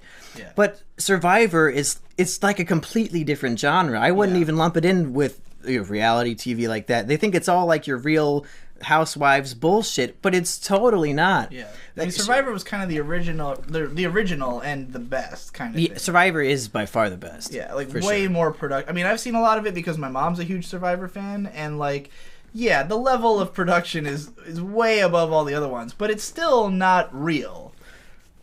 Like, what do you mean by not real? Like, do you think it's scripted? Not scripted, but there's a lot of staging. There's a lot of, like, when behind the scenes, the magic's kind of gone, where it's like... But it's still a competition at its heart. Like, it's no different from a game of baseball. There's a lot of things that are organized, but it's still a game. It's about they put together a good narrative out of it. Sure. There's a lot of editing, but... It's just not real in the sense of, like, oh, this is all, like, exactly what it's like for them. Well, it's sure, like, it's because... There's like, 40 stage-hands immediately off camera at any given time. The problem is they have to edit 3 days of footage into a 40-minute narrative, so sometimes, in the editing room, you have no choice. If you want to have a cohesive narrative, you have to do things like that. Yeah. But at the end of the day, it's still a real game that's being played, and you're watching, like, these Don Brackens manipulate people and become the king of the island, and it's really, really interesting to me, and I love watching the strategy talk. I don't care so much for the competitions. I don't care for, like, the petty fights over stupid shit. I like to watch those strategic masterminds, the puppet masters, who rise and use their intellect to just rule over everybody else and win the game, and that's why I love it. There was a great quote from Dick Masterson. I don't remember exactly what he said or how he phrased it, but it was on a recent podcast where he was talking about people complaining that the show is like just using gossip and like trying to like, oh, it's all gossip. He's like, oh, I'm so sorry that I have an hour of narrative content with a gigantic viewership every week, that we've spun a human drama that's deeply interesting to lots of people that happens to be based in reality. And I was like, yeah, like that's why I'm watching the Dick Show, is like, I want the goss, I want the drama, because it is deeply interesting to see this like character portrait of Maddox as this man whose whole identity is shifting in the eyes of people to like recognize him in a different way. It's so, if this was all scripted, it would be like, oh, whatever, it's just another drama. But the fact that it's actually happening in real life is what makes the whole drama of The Biggest Problem so great. And it would be so like people are saying like, oh, you're just taking advantage of the goss, but it's like, you need someone who can spin that and make it interesting. And Dick's willingness to withhold so much information and dish it out at just the right moments and to keep finding ways to spin it and to get more people involved. Like, he's managing it perfectly, and that's why it's such a good show. It's great. Like, if the exact same thing happened with me, I would have made a 5-hour podcast explaining everything And then that's the it. next day. Yeah. You know, like, I would have laid out every single thing that happened between me and Maddox, and the show would have been over. And Dick, you know, looked at it and went, "This can be a story." And the fact that Maddox keeps doing things to make it keep going is why it remains that interesting. Even on the first episode of the Dick Show, like, we're all anxiously waiting to hear what happened, and he doesn't even like really mention it until the last 10 minutes. And I'm like, what the fuck? Like, I was on the edge of my seat the whole time, and there it is. Like, he knows how to hold it tell back. a story. Yeah. And yeah, I know you've said that you've kind of fallen out with the Dick Show because it's just too much. It used to be like an hour long, and now it's like 2.5 hours long. Well, the funny thing about it is that he was saying that, like, it's that long because of the fact that people are paying for it, and he's like, I want to give them a lot, you know, like, people are paying all this money to get this big chunk of show every week, and like, on one hand I appreciate it, but on the other hand, if I am at all busy that week, I am not going to be able to make I mostly watch it in like 7-hour marathons when I find when I find the chance, and I watch it. I have the video version. Oh, cool. So I'll sit back on the couch and just like drink beer and watch it all day when I finally catch up. Yeah, that's the problem I'm it is into right difficult to now. keep Is up that to. I'm like 3 episodes behind, so it's going to take me 7 hours to catch up. Yeah. And I was like, I don't know if it's worth it. I don't know. But I skipped 2 episodes and jumped into the Mad Cucks one because I saw he was on there, and I think that's a great idea to have a straight up parody of Maddox just there on the show. And they did a recording of a full biggest problem episode, which I'm greatly looking forward to. I Releasing can't on wait for April that. Fool's Day. April Fool's Day. Yeah, it's gonna be great. But anyway, I don't want to talk too much about other creators that our audience might not follow. But it's kind of integral to how we like why I wanted to contact you is that you knew these guys, you know, stuff like that. Because like in the PCP, me and Jesse and who else? Me and Jesse in particular were really big fans of Biggest Problem, so we'd been following all this as it was happening and stuff. And I think, I was already in contact with you when the breakup happened, I think. Maybe? Oh, definitely. Yeah, and I kind of messaged you like, Mumkey, do you know, like, you know, we weren't like close yet, but I was like, I noticed have you to in a reach couple out to this guy to tell him like what's going on. Do you see this happening? You know? Yeah, I noticed you in a couple comment sections, and then I think you probably found out that I liked it either from the Mumkey's anime reviews video or in one of my Nuzlocke. In my Nuzlocke, I talked about it too. But I think it's interesting. You asked me like, what are the 10 most important things to me, and it sort of fell apart because, like I said, me as a person, I'm not interesting. But then once we start talking about something that we both like, then we pick up the conversation again. Well, I don't think I'm interesting, but I have interesting ways of interpreting things, and I just will always talk about them. Like if my vlogs were just literally like Digibro a day in the life, it would be a story of me making the vlog I'm making, which has been some of them. That's kind of the joke in Insomnia Analysis 3 is that I keep I hit record and then I set up the shot. So like every shot starts with me setting it up and like moving the camera and like dragging the tripod across the room and stuff. It's very meta. Yeah, and just because, like it's not that you are interesting, it's that you present things in an interesting way. And which I feel like I need the cloak of Mumkey to do that, because I think I took all the most interesting parts of my personality and then put them on, like, you know, I increased them tenfold with the character. So now when I go back to just like talking as me, it's like, well, this is a boring version of this. Well, we've been doing a podcast for almost 3 hours. Yeah. I think it's been fairly entertaining. I would hope so. I mean, I think there's always, like, it's kind of the reason I don't ever want to lose the main channel of Digibro. Like, you were saying that I could probably subsist off After Dark, and that's true. But to me, like, the second I do that, I'm just some guy. Mm-hmm. You know, like, it's the artifice of that I am creating something that I consider to be bigger than myself is how I'm able to also have this off-air persona. Like, if it was just Digibro talks about being Digibro, it would quickly become an Ouroboros and start eating itself, and it would. I would. It's like a celebrity that's only famous for being famous. Exactly. Like, I want there to be that, like, the reason you're interested in me is because you got in through this other thing. Mm-hmm. You know, you had to come from somewhere. And, like, yeah, I mean, After Dark has a lot of interesting vlogs that on their own, like you said, are better than the main channel videos. Pretty damn good. And are not necessarily, you know, like, it's not all just me being me. You know, it's not all the Digibro show. But, like, to me, it's important that that exists. But I think that that allows for this other life to happen. That's why I'm interested in, you know, Countdown to Suicide. Like, those videos wouldn't be interesting on their own, but they also are interesting. Like, just because Mumkey exists and I want to know what that guy is about. I'm like, what drives someone to make this video that I thought was hilarious? Like, what is there to that guy, you know? And I think that inherently makes you interesting, even though you wouldn't be if not for that content, you know? Much like the Anime Fights podcast thing, I cannot watch the Countdown to Suicide videos. I don't watch them. I record them, upload them, and then I try to pretend it never happened other than reading the comments. I can't stand to hear those things I said about myself. There's a lot of my After Dark vlogs that I can't watch back. Yeah. Like, I will when I make it, I'll watch it back, like, to check to see if it's, like, coherent, and I'll enjoy it. But then if I go back like a week later, it's just because it's not written. All the phrasing is just so bad. Like, it's every point I make is something that the more I think about it, I realize how I could have said it better, you know? And then you listen back and it's just like, this is why no one understands you, is because you phrase everything so fucking incoherently. And of course, you know, I have to, like, watch myself be drunk and, like, walk around the room. Now that's screaming fun. That's fun.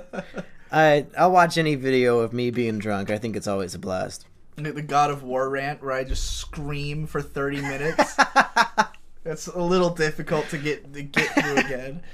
Now that's the kind of video I would watch again, for sure. Yeah. The ones where I get, like, super serious and talk about, I've been depressed for 5 years. I don't want to hear it. I don't want to hear I it. definitely can't sit through the decompression chambers. Oh, yeah, I imagine. That particularly the last one, where it was the one that was like the that was super the good depressing one. The one you talk shit about yourself, but also talk highly of yourself at the same time. That one was so hard to both finish and get through. Because I had listened to it back, like, because I was so unsure of it, I kept listening back to the segments, and every time I would just be like, I can't believe I'm releasing this. I encouraged you to release that a lot because I wanted to hear it. And, I mean, a lot of people, I think, ultimately enjoyed it and got something out of it, but, like, there was never a point that I didn't regret it. Like, I released it, and I didn't want to hear people's reactions to it. And, like, every reaction I heard, I was just like, yeah, I knew this was coming. I knew that was coming. I don't want this to exist. I don't want to do this again. Let's not have it be this way. Is that why that show is canceled? Partly. I mean, that, and I just got busy after that, and, like, yeah. You don't really need to decompress. I lost as interest much? in the format, you know? Like, I'd rather just... I've done a few things that are similar to decompression chambers on my Reddit. Oh, and it's just a matter of there's a lot of stuff that I want to exist now that I don't want to be public, you know? Have you ever had, like, I mean, you separate your channels, so surely on some level, like, Countdown to Suicide is meant to be hidden. Like... I mean, it's in every single description of my videos when I list all my channels. I mean, it's like, I mean, my Reddit is always listed too, but I'm not, like, out like, if I posted something there, it's because I want to hear what, like, my closest fans have to say, but I don't necessarily want everyone's reaction to it. Right. Like, I don't want this to be, like, not that I'm hiding it from everybody, but that it's not meant to be seen by a wide audience. Like my book. Like, that book was 6 years old. Great book. And written, you know, like, it was written by a different me. And if I released that on After Dark, I just don't want to have to read people, like, criticizing the book as if I just wrote it. You know, it's like, no, this is an ancient piece of work that barely is related to me anymore. I just wanted it to exist out there. And as long as a few people can get something out of it, that's fine, you know? Like, so do you think that you have any kind of inclination to, like, release stuff that is deliberately not for the public? Not really. I think if for some bizarre reason Mumkey's Countdown to Suicide blew up and it had like 500,000 subs, and it was my biggest channel, I'd be like, okay, that's fine. I guess people like this. I mean, I'd accept that. I think any of us would accept that. I'm like, oh, that's cool. Like, I wasn't trying to hide this. I don't care if people see it. I mean, I don't try to make things that I don't want like thousands of people to see. I mean, you seem to be when you were a little upset when all the normies came to the channel after I shouted it out on PCB. That's mostly a meme. Okay. Yeah, normies get the fuck out. Yeah. But your fans are always mad when you get more. More and they're not being sarcastic. Most of them, I think they actually want the normies to get the fuck out. But it's not like I'm gonna change my content style because there's more people watching it. Right. Like, they can just choose that it's too edgy for them and they can leave. Yeah, that's the natural flow of things. All right, well, I've run through most of the questions I had thought of, but that was a good 45 minutes. We still need another 15 minutes of content. Does that include all the times we weren't recording because we were in the bathroom and stuff? Yeah, it was only like 10 minutes that we were short on. Well, we don't have to go to 3 hours. I mean, it's no big deal to me. Well, is there anything else you'd want people to understand about you, or anything? Anything else you would say about your content, where it's going, why it exists? I could talk, I guess, about some of my ideas for future things on Mumkey Jones, because some people seem a little cautious about me saying Mumkey's anime reviews is ending. They're like, oh god, no, I have to unpledge my patron, he's gonna stop making videos. It's not true at all. I still want to make the same exact thing, only just drop the joke about anime and drop all the Uncle Alex jokes, because it really has been as fleshed out as much as I think as it can be. Yeah. So I'm ready to get away from that. So some ideas I have are, I said the top 10 isms thing. I want to do some serious videos, like my top 5 videos that are my favorite on YouTube. And then other things I want to do, I think it'd be fun if I, like, every now and then did do another anime review of, like, an anime, but I just don't call it that. Yeah. It'd be like, a Soul Eater, and then instead of Mumkey's anime reviews, it will say Mumkey Jones. Right. I think that should be like the new subtitle. And I also want to do a series called Mumkey 101, where the title of the video is like a big question, and then I explore the question and try to answer it. And some examples I have are, can women be forever alone? And I would go through subreddits of like forever alone women versus. But yeah, you posted some screenshots for that, which were hilarious. Yeah, because they were so fucking. Like I'm gonna compare the difference between what the forever alone women sub is and what the like normal forever alone one is, and then like compare that to the incels who are actually forever alone. Yeah.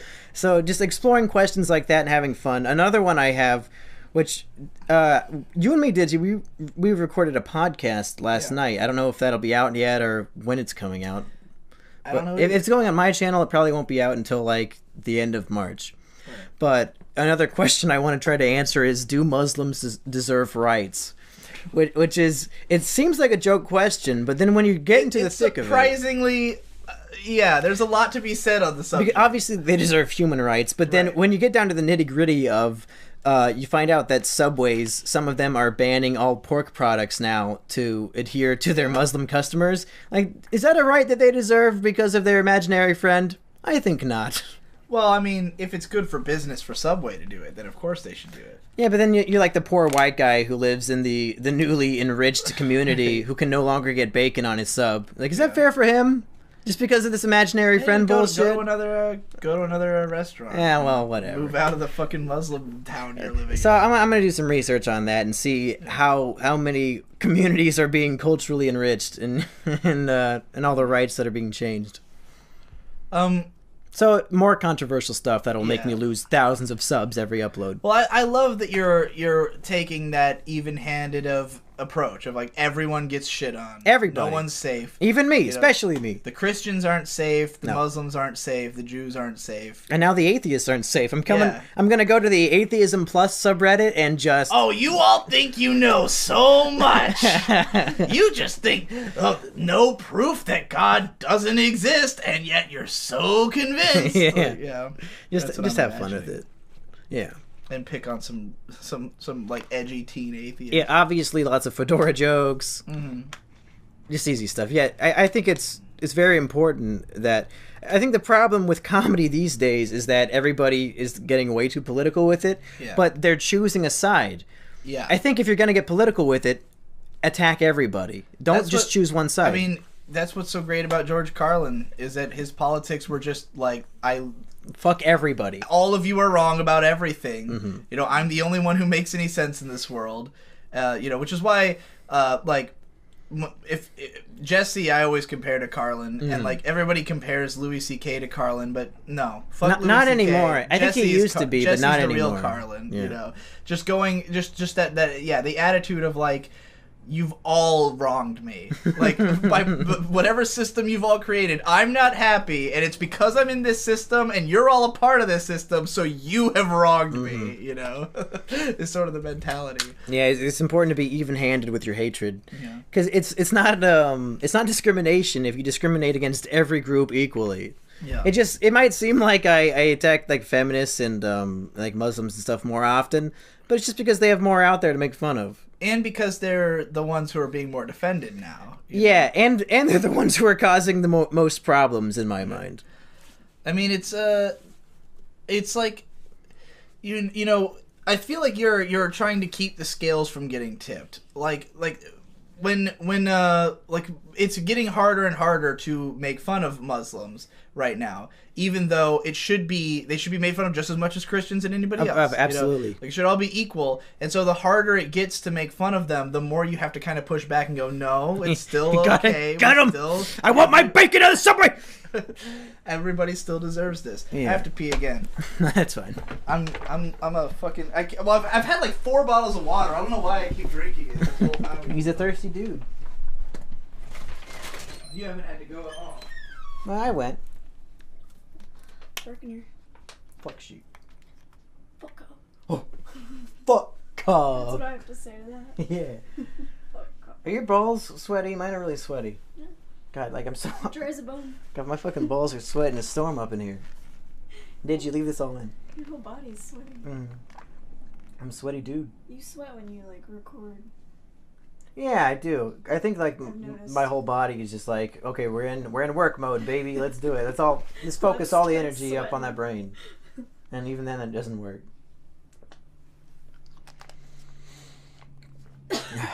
I can't wait till we can get drunk and record funny Let's Plays. I know. Yeah, Let's do it already. I'm so sick of being a serious boy.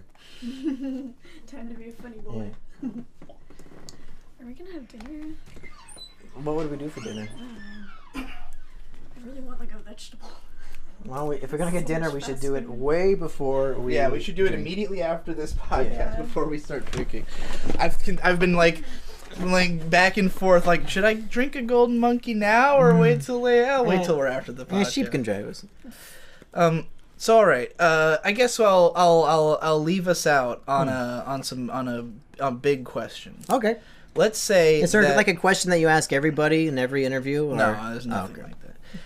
We should Let's start say that tomorrow, Mumkey Jones, one of your videos goes viral again. Oh shit! And you Do I get to pick which one? Sure. Okay. That's Top 10 suicide methods. I know that's your favorite. yeah. Let's go with that one. That's fine. All right. Top 10 suicide methods goes viral. Mumkey Hell Jones yeah! spikes up to 50,000 subscribers. Hell yeah! Because finally, it's a video that everyone understood. They checked out the rest of your channel. They realized it was more of the same. Which has been happening on a micro level like the last week. Yeah. I think mostly because of you.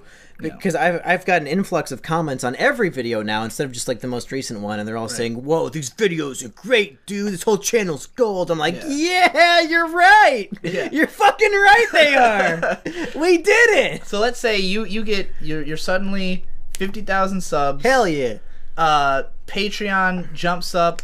You're making $1,000 a month. Fuck. That's the my goal on Patreon. This- says $1,000 is this is my full-time job. Yeah. So we'll see if that So happens. you reach $1,000 a month. You get 50,000 subs. It looks like things are gonna keep growing. What does Mumkey do? just keep on trucking along. Just do the same thing I'm doing now. I don't know how I would switch it up. I mean, if they subscribe because they like what I'm doing so far, so I just keep doing it, I guess. Do you think you would, if you, let's say, all right, let's expand it out. Okay. Let's say Mumkey, this happens. You live off of Mumkey Jones for a little while. You're goddamn right. Mumkey explodes again.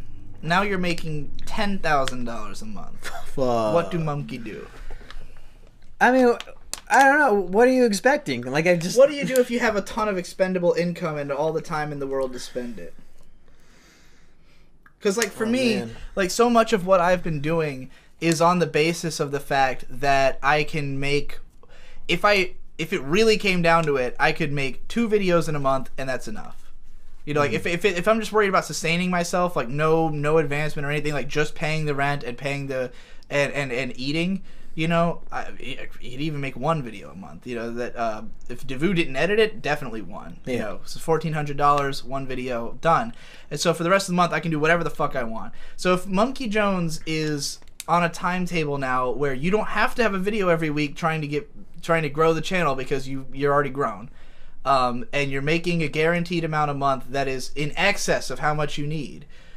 Do you keep doing weekly videos all the time and keeping to the same schedule, or do you try to expand, or do you try to do something different from the main channel videos? Where do you put this extra money you've made? I think I continue to do a video weekly or bi-weekly as my job, but then now that this dream is accomplished, I go back to the original dream that we all had back in the day. You had it too, of being a writer.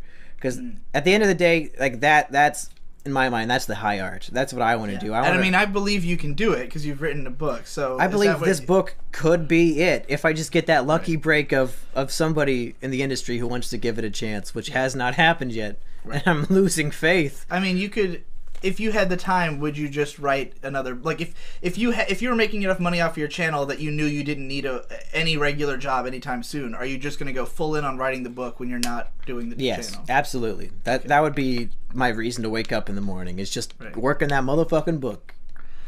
Yeah, well, I think that's a great answer, because that's something that I think about a lot, because of the fact that I guess nobody thinks about this until they've made it, but when like I got to that point in November where I said, holy shit, as long as I write 4 scripts at the start of the month and give them all to Devu, I can do whatever I want for the rest of the month. I can make any dream project I've dreamed of, you know. When's that book coming, did you? Yeah, good question. Well, a little thing happened where January rolled around, and I wrote out this huge schedule of all the videos I was going to make that were going to come out at certain dates in January, and I was going to expand the channel and blow it up, and then it would leave me with all this free time to work on a book, and then RadCon 2 happened, and that destroyed all you. of it went out the window, and then that broke you as a human being. Yeah, I've been depressed ever since. So, it's yeah. That's RadCon for you. Yeah, it wasn't so much RadCon. Well, it was RadCon's fault. Never mind. It was RadCon's fault. What am I trying to defend here? I don't know. Those RadCon boys, they sure do make me depressed too. So I guess that's what I meant to say. It's not any of their fault. It's the event itself and the time that it took out of my life. Let's just say it was Ben's fault. Yeah, why not? I think I want to end this interview by saying fuck Ben. So let's wrap it up so I can say fuck Ben. Alright, subscribe to Mumkey Jones. Hey! Subscribe to Mumkey Jones 2, Whoa! where we've got a ton of shit posts coming out. like we have recorded probably 30 shit posts to be released 1 a day for the next month. Yeah, you're gonna like for the month of April, probably. You're gonna like them. As well as a Let's Play that'll be on your Let's Play channel, Mumkey's Gaming Expedition. Well, we actually did a full Nuzlocke. We did. Last night we recorded a full Nuzlocke. We stayed up all night drinking beer and recording a full Nuzlocke. Mumkey plays it at hyper speed. Yeah, so it's really fast. In one night. Yeah. And we did the whole thing. It was and then we also one of the most impressive things I've ever seen in my life. I think so. And with Victor, you and I also did some. I guess Vincent, I should say, we did some Let's Plays too. We recorded like 3 episodes of Let's Play stuff. Yeah, and that'll be on Digibros. Yeah, that'll be on Digibros. And me and Mumkey are gonna start doing podcasts together. That's right. I hope you guys like it. We didn't do as much prep as we should have, but I think it's a good pilot episode. Yeah, and if it's successful, maybe it'll I would really love it if we just became a podcast duo. Yeah. Like, in many ways, I would rather do podcasts than anything I'm doing right now. So if we... A 1 hour comedy podcast a week sounds like the dream. Yeah. I'm so jealous of beautiful. Dick. Yeah. Like, Dick is what we should all aspire to be. He has a successful dude, book and this podcast. Are you kidding me? I was talking to Jesse about this the other day, that like what I admire the most about Dick is that he's proven that you can be hugely successful on the internet without participating in the internet. Which is what I think me and Jesse both dream of, is escaping the internet. Yeah. And like a lot of people don't understand that, because a lot of people live on the, like, are younger than us and grew up with the internet always being there. I mean, that was kind of me. And like, to me, like, growing up, the internet was always shunned as like a place for freaks and weirdos. I mean, I was on it. That's why I wanted to go on it. Yeah, I've been on since 2001, but I've always seen it as like, this is not what you're supposed to be doing. You're supposed to be out there living life. Old people are fucking dumb. But it's ingrained in your mind, and I've got all these memories of having friends and having fun, you know, that like... What was it like? I don't remember. My best friend deleted my viral video. Yeah. Fucking I don't know what friends are. I would have killed him for that. I would literally have fucking killed him. But, yeah, like... One day my revenge will be complete. Like, when I look at Dick, I'm like, this is a dude who only interacts with the internet as much as he wants to, and otherwise is able to be a man about town and have real relationships with real He's like people, the CEO of a company. Yeah, it doesn't even need any of the money. No. Does not need any of the Dick Show's money. Puts it all back into the Dick Show, other than buying his house, which is obviously a huge benefit. That's very important for the show, actually. Yeah. Because you can't have those goddamn apartment neighbors. No. So, yeah, like, he's definitely living the dream of, like, when I look at him, I think, man, I need to get out of here, because it's not a matter that I'm not successful enough to have what Dick has. I'm not living my life right, you know? So I think we should all aspire to be Dick Masterson in every different way. Absolutely. Everything about him, he's the perfect man. He's my idol. He's my hero. I'd suck his dick if he was here right now. Back around episode 60 of Biggest Problem, I got on the Biggest Problem subreddit, and I posted like a shower thought. I said, like, childhood is thinking Maddox is the genius, but adulthood is realizing it's Dick. And everybody downvoted me. They thought I was wrong. Because that was back when everybody still praised Maddox, and Dick was like just a derpy co-host. That was the fucking the parabolic arc that me and Jesse both followed watching The Biggest Problem, is that in the beginning Dick seems like the asshole because he was playing up the comedy and the character. Right. But then because Maddox took the arguing so seriously, then Dick started taking the argument more seriously. That's when you realize, wait a minute, Dick's the only one who actually makes any sense. Dick's the smarter one. Yeah. He's like a normal dude. And by the time you get past like episode 50, like consistently, Dick is way blowing Maddox the fuck out, and you're just like, oh my god, Dick's my hero. Like, I think that's a huge reason why Maddox wanted Dick off the show. Yeah, because he was upstaging him so much towards the end. Well, Dick said that he was saying, you know, I feel like it's going to get this way for Rucka. He's probably in the mind state I was towards the end of the show, which is that I have to have this show end before it becomes apparent that this is just me beating up on an autistic guy. That's all Rucka is really doing. He was really concerned that's what it was going to turn into. That's exactly what it was. Well, everybody, that's been 3 hours of... Man, I hope you made it through all of that shit. Fuck. Of Mumkey's interview. Yeah, we did it. Hopefully this will mean the interview series is coming back. I still have never interviewed Nate. You haven't done Ben, have you? I did Ben. Oh, yeah, that's Ben right. was the first one. Yeah, because Patreon was in the title, right? Yeah, we did Ben. Stupid. We did Ben, Devu, Jesse, Munchie, and who was the other one? Psy. No. Okay. And I've done you, so it's 6 out of 10. I haven't done Mage, Tom, Nate, or King Critic. I did Hippo, and I haven't done. Who's missing from that? King Critic. Who's missing from this? David Clegg. Who the fuck am I missing? I haven't done Nate, Tom, Mage. Maybe I've done 6. You're not thinking of yourself? Oh yeah, myself. That's number 10. Yeah. I mean, I would listen someone to. Someone should interview me. No, you should do a 3-hour interview with yourself. I'd watch it. That's just Digibro After Dark. Yeah, sure. Just upload like a 3-hour compilation of those. Yeah. So hopefully we'll get to the last 3 guys sometime soon. And girl. And yeah, so rude. 2 guys and a girl. Poor Mage. Thanks again for listening, everybody, and I'll see you in the next one. Fuck Ben.